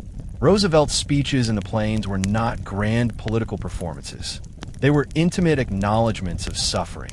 He talked about dignity. He promised federal partnership without judgment. He held the hands of mothers who had lost children to pneumonia and spoke quietly with farmers who admitted they were considering suicide. The president offered something beyond economic aid: emotional validation. Newspapers across the nation printed photographs of Roosevelt standing in dusty fields beside farmers dressed in patched overalls. These images mattered. They signaled to Americans outside the region that the Dust Bowl was not a myth or exaggeration. It was a wound on the nation's body, and the president himself felt responsible. Roosevelt carried those field impressions back to Washington, ensuring Dust Bowl relief programs received priority. The president also pushed Congress aggressively to fund conservation and migration support. His influence accelerated programs such as the Works Progress Administration, which employed thousands planting trees, repairing dams, and rebuilding towns. He supported the Resettlement Administration, whose mission was to relocate families from irreparable land into more fertile areas. Still, Roosevelt understood something many policymakers did not. People were emotionally attached to their land. He acknowledged that not every family could be saved, but he believed offering choice, rather than forced eviction, was essential. Policies made room for independence within structure, allowing farmers to participate rather than simply obey. The president's trip proved symbolic for another reason. It marked one of the first major moments in American environmental policy when a leader saw ecological collapse as a national responsibility rather than a local tragedy. Roosevelt's commitment united science, compassion, and infrastructure like few presidents before him. Farmers remembered his visit for generations. They described the moment he waved from a dust-coated platform as proof that the nation had not abandoned them. Roosevelt did not erase the storms, but he restored a fragment of hope. That hope would later strengthen support for long-term conservation laws that reshaped the plains forever. Woody Guthrie's music lived on through recordings and reinterpretations, inspiring major musicians like Bob Dylan. Hollywood produced films showing storm scenes that depicted dark skies rolling across prairies, carrying dust like ocean waves. Radio plays, documentaries, and oral histories helped future generations hear the voices of real survivors. The Dust Bowl also shaped American identity through mythology. Storytellers described families as pioneers fighting environmental fate, a narrative echoing earlier frontier legends. Children grew up hearing about grit, survival, and migration as heroic journeys. Terms like Okie, once insults, became symbols of pride within descendant communities. Yet memory was complex. Many survivors struggled to balance nostalgia with trauma. Some spoke fondly of the sense of community, the music around campfires, the kindness of strangers, or the discovery of courage they never knew they had. Others remembered choking lungs, lost crops, and endless hunger. They did not want to romanticize tragedy. Their stories held warning, not just inspiration. Over the decades, museums began preserving Dust Bowl artifacts. Dust masks, migrant photographs, abandoned tractors, letters, diaries, children's toys, and even jars of storm soil. Exhibitions across Oklahoma, Kansas, and Texas taught visitors that the Dust Bowl was not a distant story. It was a lived experience preserved through tangible memory. By the 21st century, environmental debates often referenced the Dust Bowl. Writers compared modern droughts, wildfires, and climate events to the 1930s. Politicians invoked the Dust Bowl as evidence supporting sustainable land planning. Scientists drew parallels between soil erosion then and current threats like desertification in Africa, deforestation in the Amazon, and groundwater depletion worldwide. As the Dust Bowl crisis reached the national stage, America entered a heated public debate. Who was responsible for the disaster, and who must pay for rebuilding? Newspapers, politicians, scientists, and farmers argued fiercely about the origins of the catastrophe and the meaning of federal relief. For many Americans living far from the plains, the crisis raised uncomfortable questions about the boundaries of government power and the definition of citizenship in a changing world. Some critics demanded to know why taxpayers in eastern cities should pay to rescue farmers who had, in their view, mismanaged the land. They argued that drought was natural and unavoidable, and federal aid created dependency. Others blamed government policies for encouraging wheat expansion during World War I, which had motivated farmers to break new ground at reckless speed. Meanwhile, environmental scientists took a broader view. They insisted that the Dust Bowl reflected national ignorance about ecology. They described how prairie grasses had evolved to survive drought and fire cycles, and how plowing them away violated natural balance. Their message was clear. The land itself had been abused, and only nationwide policy could ensure recovery. Farmers responded emotionally to accusations of blame. They insisted they had followed advice from banks, grain companies, government war boards, and agricultural educators who once praised aggressive planting. Many felt betrayed by a system that pushed them toward expansion only to condemn them when consequences surfaced. In meetings and interviews, farmers rejected the stereotype of carelessness. They described themselves as victims of drought, not architects of disaster. The debate reached Congress, where some lawmakers argued that intervention was essential to prevent famine and mass homelessness. Others feared expanding federal power. Ultimately, New Deal programs passed because enough leaders recognized the crisis as more than a regional matter. If farms failed, food supply chains would collapse. If thousands starved, the moral fabric of the nation would tear apart. The cultural conflict extended to American identity itself. The Dust Bowl challenged myths about limitless land and endless opportunity. For a century, the United States believed westward expansion could continue forever. Now the nation stared at a horrifying truth. The western frontier had limits, and human decisions could destroy even the richest soil. The debate also reshaped future agricultural thought. Universities expanded soil science programs. Conservation research earned federal funding. Schools began teaching children about crop rotation and erosion. The Dust Bowl became a lesson in humility passed to future generations. Not simply a story of storms, but a warning against pride and ignorance. This national argument did not end quickly. It continued through the late 1930s and resurfaced during modern climate discussions. But its legacy proved monumental. America learned that environmental crises demand collective responsibility.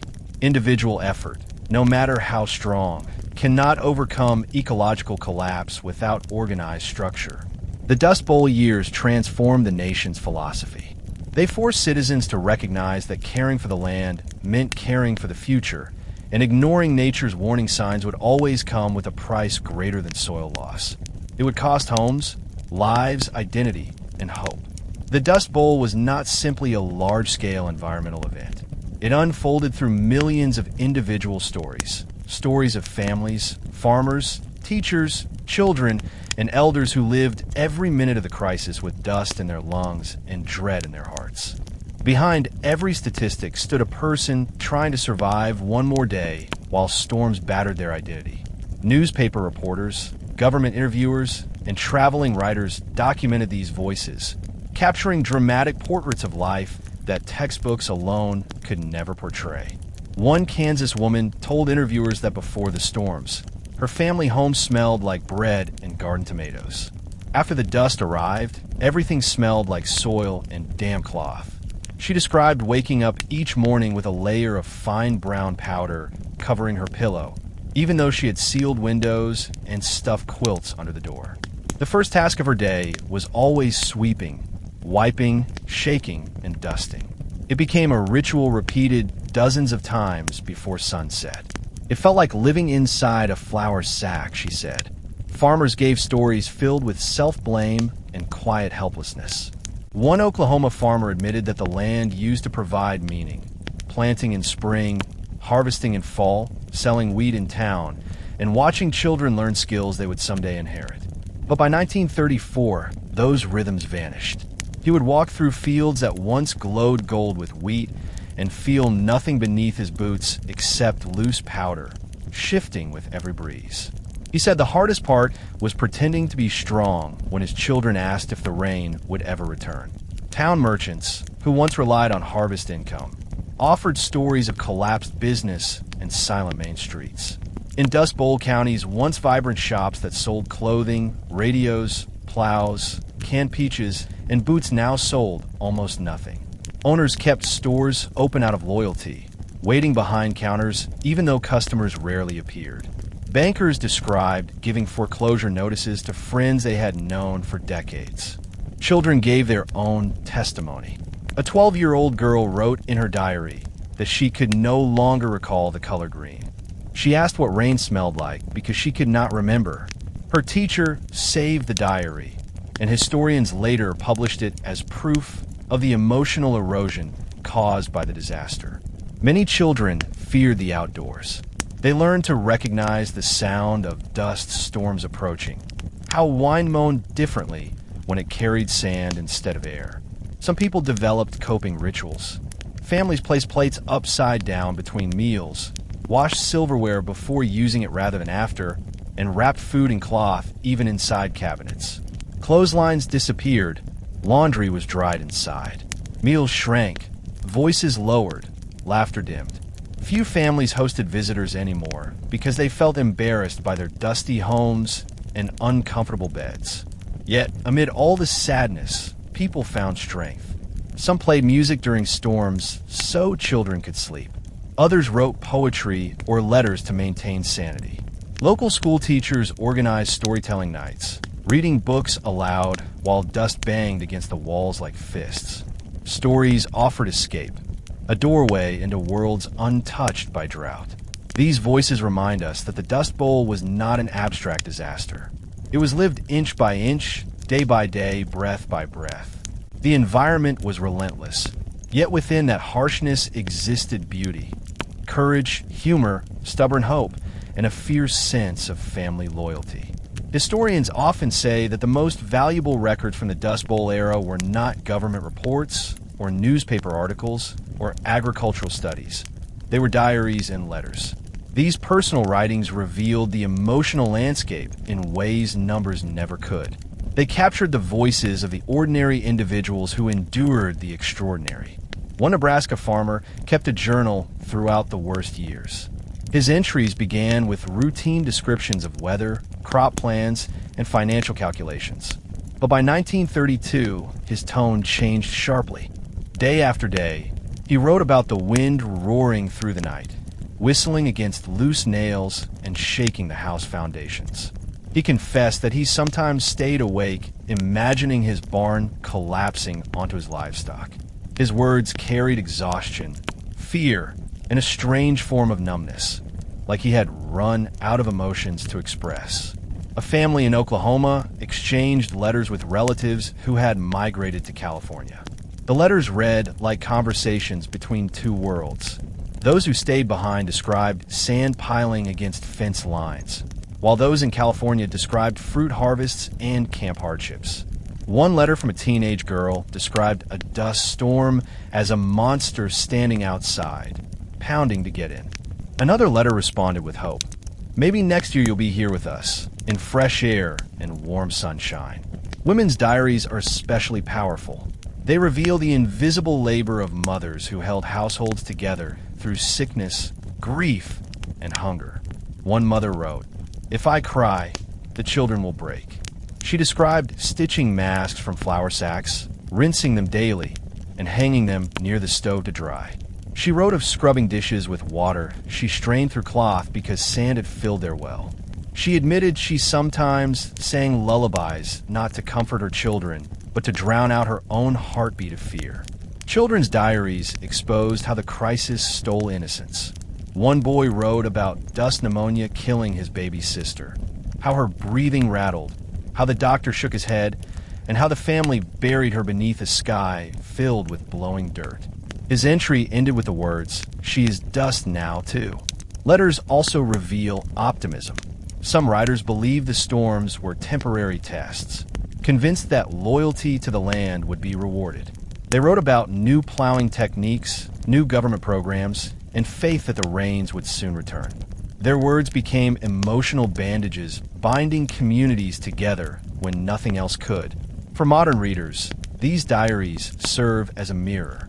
They show how human beings face suffering with detail, reflection, humor, anger, prayer, and curiosity. They remind us that history is not only made of dates and government actions. It is made of sentences scribbled by lantern light, recorded by people whose biggest fear was that no one would ever understand what they endured. Although thousands fled the plains for California, many others stayed, too proud to leave, too attached to family graves, too poor to migrate, or too hopeful to abandon their land. Their stories are some of the harshest chapters in the Dust Bowl narrative, because those who remained faced the full weight of storms that continued year after year. The cost of staying often came in the form of loss. Dust pneumonia remained a constant threat. Hospitals filled quickly, and families buried loved ones in dry soil where grass could not grow. Funeral ceremonies became symbols of resistance. Neighbors gathered beneath dirty handkerchief masks, standing in silence as dust drifted across open graves. Some families faced generational violation. Fathers watched sons grow frail. Mothers lost babies before birth. Grandparents, too weak to travel, curled beneath quilts in dim rooms, breathing through damp rags. Young adults, frustrated by endless labor, left for cities or army recruitment lines, leaving farms behind with aging parents who could not maintain them alone. But death was not always physical. Dreams died long before bodies did. Many who remained lost businesses, self-worth, and emotional stability. Depression became common. People who once loved the horizon could no longer look at it without remembering storms rushing toward them like demons. Even when the weather calmed for a few weeks, fear lingered. Every wind gust reminded them of what the sky could do. Still, they persisted. They planted small gardens using borrowed water. They bred chickens in homemade coops protected from dust with netting. They rebuilt barns again and again after storms buried doors and collapsed roofs. Some farmers prayed over seeds as they dropped them into soil, a ritual that felt both religious and desperate. Why do they stay? For some, the answer was love. The plains were home, even when hostile.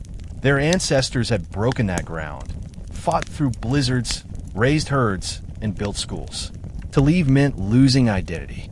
Others stayed because they believed rain would return any day, a belief partially fueled by scientists predicting the drought would eventually break. And for those who stayed, triumph did eventually come, though slowly. Some witnessed the land recover enough to plant wheat again. Others later watched children grow strong despite hardship. But many did not live to see the recovery. Their stories remain woven into abandoned farmhouses, rusted windmills, and diaries sealed beneath dust. The Dust Bowl was not a single disaster. It was millions of personal tragedies stitched together into one sweeping national wound. For the people who stayed behind, the price of loyalty was written in sorrow, dust, and graves. The Dust Bowl did not merely destroy farms. It fundamentally changed the way Americans thought about agriculture. Before the disaster, farming culture across the Great Plains was shaped by deep-rooted beliefs passed through generations. Plow more land, plant more wheat, buy bigger machinery, increase production. These were seen as unquestionable truths. The land appeared limitless, and farmers believed their work ethic alone could produce success. But the 1930s shattered those illusions. As dust storms erased entire counties of crops and soil, farmers began realizing that success depended not just on labor, but on scientific understanding and respect for environmental limits.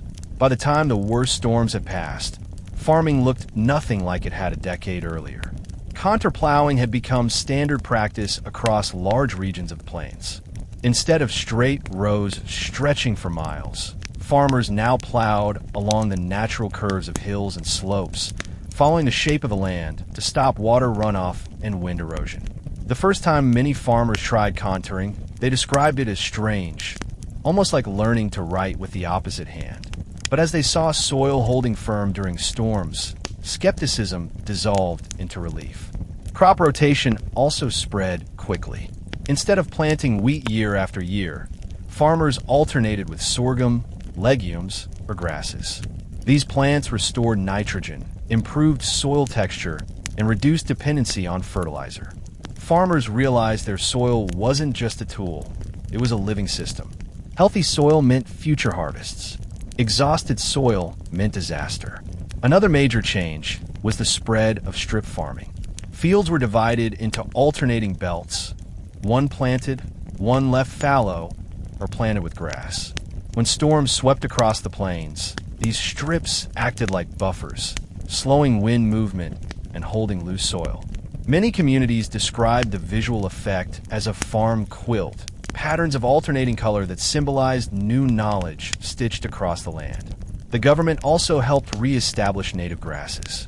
Programs offered seeds and education to revive buffalo grass and other species capable of anchoring soil in extreme drought. This restoration effort was slow, but essential. Some counties planted thousands of acres with these tough grasses, and within a few years, dunes stopped shifting.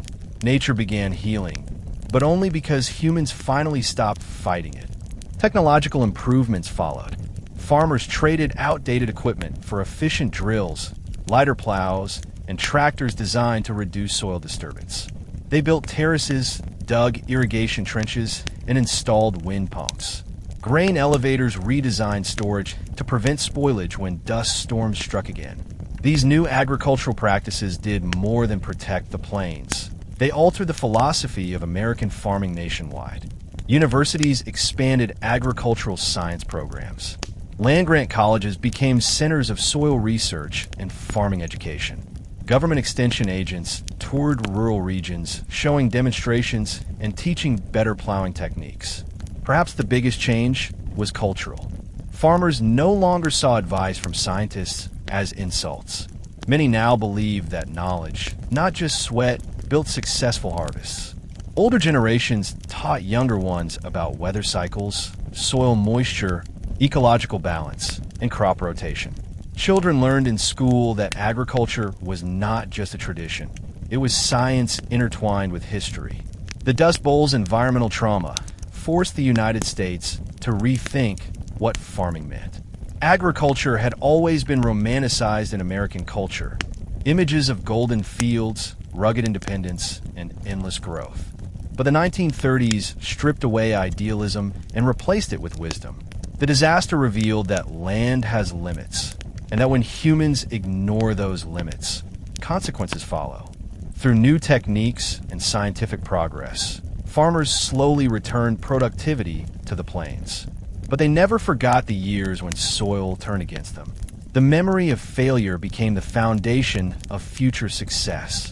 One of the most ambitious environmental experiments in American history began in the Dust Bowl era. The Great Plains Shelter Belt, also known as the Prairie States Forestry Project.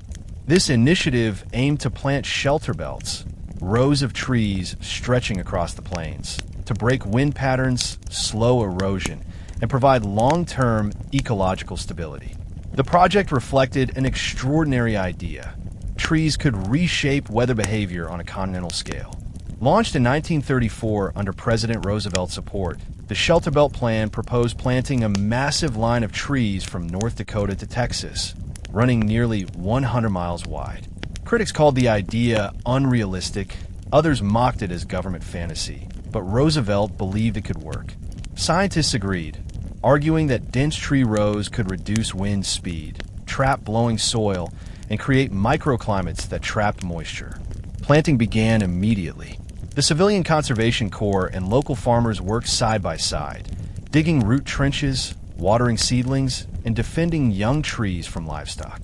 Schools closed occasionally so children could help plant new saplings. Communities celebrated planting days like holidays. Families brought lunches to the fields and watched windbreaks rise tree by tree across the horizon. The species selection showed how carefully the project was engineered.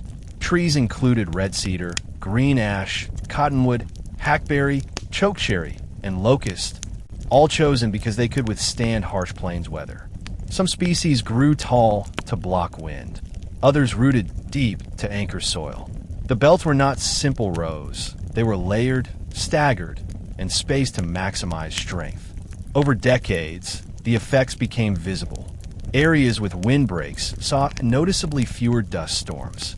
Farms within the tree zones reported better moisture retention, improved crop yields, and stronger soil structure. Wind erosion rates dropped sharply. Even local weather patterns changed. Humidity increased and snow collected more evenly. Wildlife returned. Songbirds, deer, and small mammals repopulate areas that had once been barren. Thus, the Dust Bowl became more than a regional memory. It turned into a universal symbol. It demonstrated humanity's vulnerability and resilience, proving that memory itself can be a guide for future survival. The legacy of the Dust Bowl continued long after storms ended, shaping cultural identity for descendants of migrants and plains families. Many children who crossed into California now have grandchildren and great-grandchildren who proudly recall family history rooted in survival.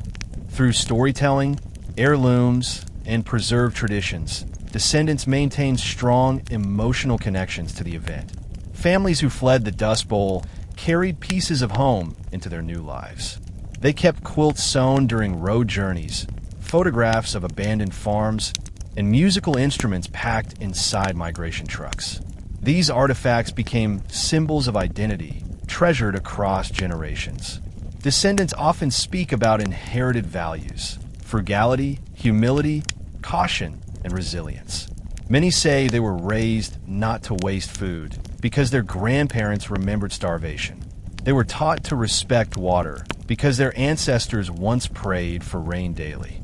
Cultural behaviors rooted in survival became lifelong habits, influencing how families built careers, purchased homes, and educated children. In California, communities formed around shared migrant routes. Former labor camps became neighborhoods, and migrant-descended children attended schools with peers whose grandparents had walked the same orchards with cotton sacks and fruit baskets. Cultural pride developed around Dust Bowl family surnames. People who once hid their migration past from discrimination now embraced it as heritage.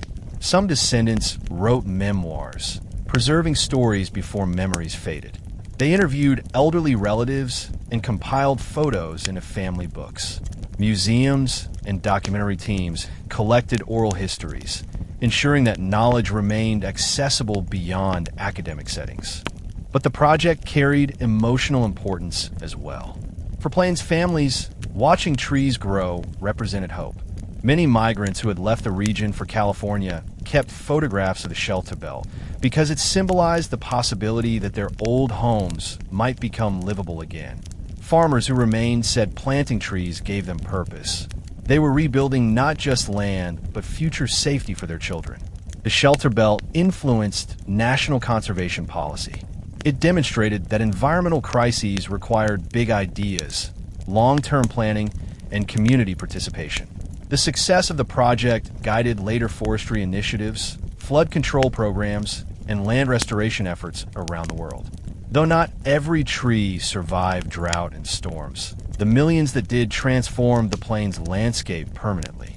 Today, travelers across the Midwest can still see long rows of trees stretching along highways and wheat fields, living monuments to the resilience and ingenuity born from one of the nation's darkest chapters. The shelter belt stands as proof that cautious repair is possible even after immense harm. It is an answer written in branches and roots, showing how humanity and nature can work together instead of against each other. Before the Dust Bowl, many farmers saw government involvement in agriculture as unnecessary interference. Farming was a proud, independent profession rooted in family history, not bureaucracy. But decades of financial scams, unrealistic wheat demand, and misleading propaganda had shaped an agricultural system built on false stability. When the Dust Bowl hit, farmers realized the government might be their only ally. Still, trust had to be rebuilt slowly. The New Deal played a central role in this transformation. Federal programs offered loans to prevent foreclosure, purchased unmarketable crops, and guaranteed minimum prices. For the first time in American history, the government acknowledged that farming was vital to national security and deserved structured support. Programs like the Agricultural Adjustment Administration compensated farmers for reducing crop acreage, stabilizing prices, and reducing overproduction. Many farmers who once scoffed at advice from outsiders accepted these programs gratefully because they finally felt seen. The Soil Conservation Service deepened this relationship. Scientists did not arrive as supervisors. They arrived as teachers. They asked questions, listened to experience, and adapted recommendations to local conditions. Over time, farmers noticed the difference. Conservation agents respected their knowledge. This mutual respect built trust faster than any loan check could. Government infrastructure projects also strengthened bonds. Thousands of men were hired by the Works Progress Administration to pave roads, construct irrigation ditches, and rebuild farm towns. These improvements made it easier to transport crops, move equipment, and connect rural areas to markets. Instead of feeling isolated, farmers felt integrated into national economic systems. Still, tension remained. Some critics believed New Deal programs threatened traditional independence. Rumors arose that conservation rules were forms of federal control. Others claimed the government was favoring large properties over small family farms. These debates continued for decades, shaping American agricultural politics long after the storm stopped. But overall, the Dust Bowl built a foundation of cooperation between science and farming. Local schools formed agricultural clubs. Universities partnered with farmers for research. Young people began studying soil chemistry and meteorology. Farming families who once saw education as a luxury now sent children to college to learn how to preserve land for future generations.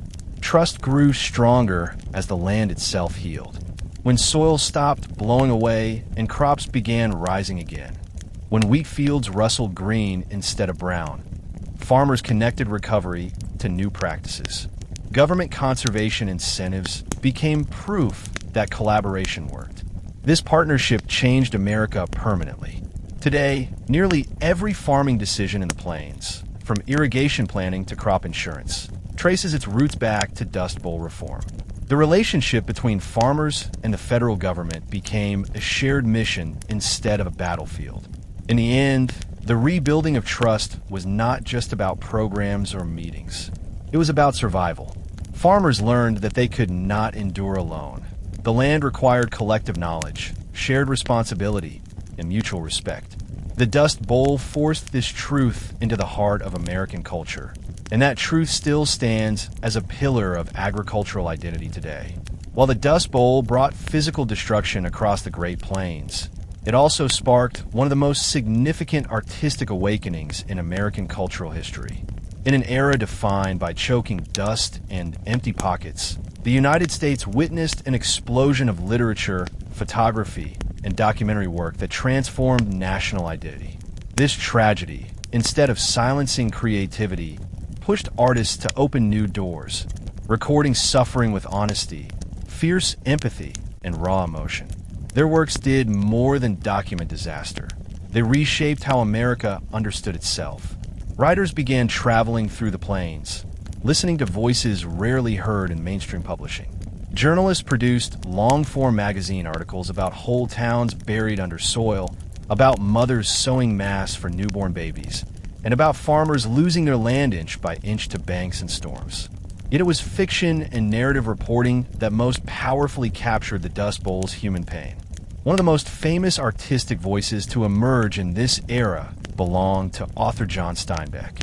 His early reporting on migrant life led him to write The Grapes of Wrath, a novel that exposed the brutal labor system and emotional trauma migrants endured in California.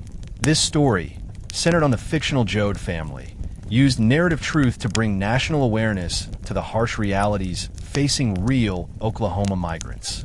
When first published in 1939, the book shocked many Americans. Some accused Steinbeck of exaggeration or promoting socialism. Others said he had given the poor their voice for the first time. Steinbeck's work challenged comfortable assumptions, demanding readers confront injustice with open eyes. Photography also transformed the Dust Bowl into a living portrait. The Farm Security Administration hired a group of photographers, including Dorothea Lange, Arthur Rothstein, Walker Evans, and Gordon Parks, to travel across migrant camps and ruined farms. Their cameras documented empty dinner tables, tears on children's faces, and fathers staring at barren fields where crops once thrived. Lange's photograph, Migrant Mother, showing a worried mother surrounded by children, became the defining image of the Great Depression. The woman in the photo was Florence Owens Thompson, and though she disliked the publicity, her portrait helped Americans see migrants as families, not statistics. Writers and photographers worked hand in hand, gathering stories for government archives and news publications. They preserved letters, songs, diaries, and interviews, an emotional record that allowed future generations to hear voices that might have disappeared in the dust. Their work became an early example of visual storytelling used to influence public empathy and policy. The Dust Bowl also redefined women's public voices. Female journalists, photographers, and interview subjects shaped national awareness. Dorothea Lange captured the pain and dignity of motherhood in photographs like Migrant Mother, turning one woman's expression into a symbol of national crisis. Women authors wrote powerful accounts of their lives, challenging stereotypes about rural invisibility. In California, gender roles evolved again. Women worked in canneries, hospitals, and agricultural fields. Wartime industry later opened factory and shipping jobs. These opportunities expanded women's independence, influencing post-war feminist development. Their daughters grew up watching mothers earn wages and demand respect, helping fuel mid-century women's rights movements. Gender roles shifted emotionally as well. Husbands and wives who survived the Dust Bowl together often formed deeper partnerships, built more on equality than on hierarchy. Their shared trauma strengthened marital bonds. Stories describe couples who worked side by side from sunrise to sunset, developing mutual admiration rather than strict obedience-based roles. But not all social change was liberating. Stress increased domestic conflict. Some men, ashamed of poverty, expressed anger violently. Newspapers documented cases of alcoholism, abandonment, and abuse. Women found themselves protecting children alone or managing households without support. Community leaders and church groups tried to mitigate harm, but the trauma of environmental collapse sometimes fractured families. The Dust Bowl challenged assumptions about gender identity. It proved that social stability requires flexibility, not rigid roles enforced by tradition, but adaptable skills shaped by necessity. In the long term, women who lived through the Dust Bowl raised daughters to expect wider horizons and sons to respect partnership. The storm winds, though destructive, blew open social doors that had remained closed for generations.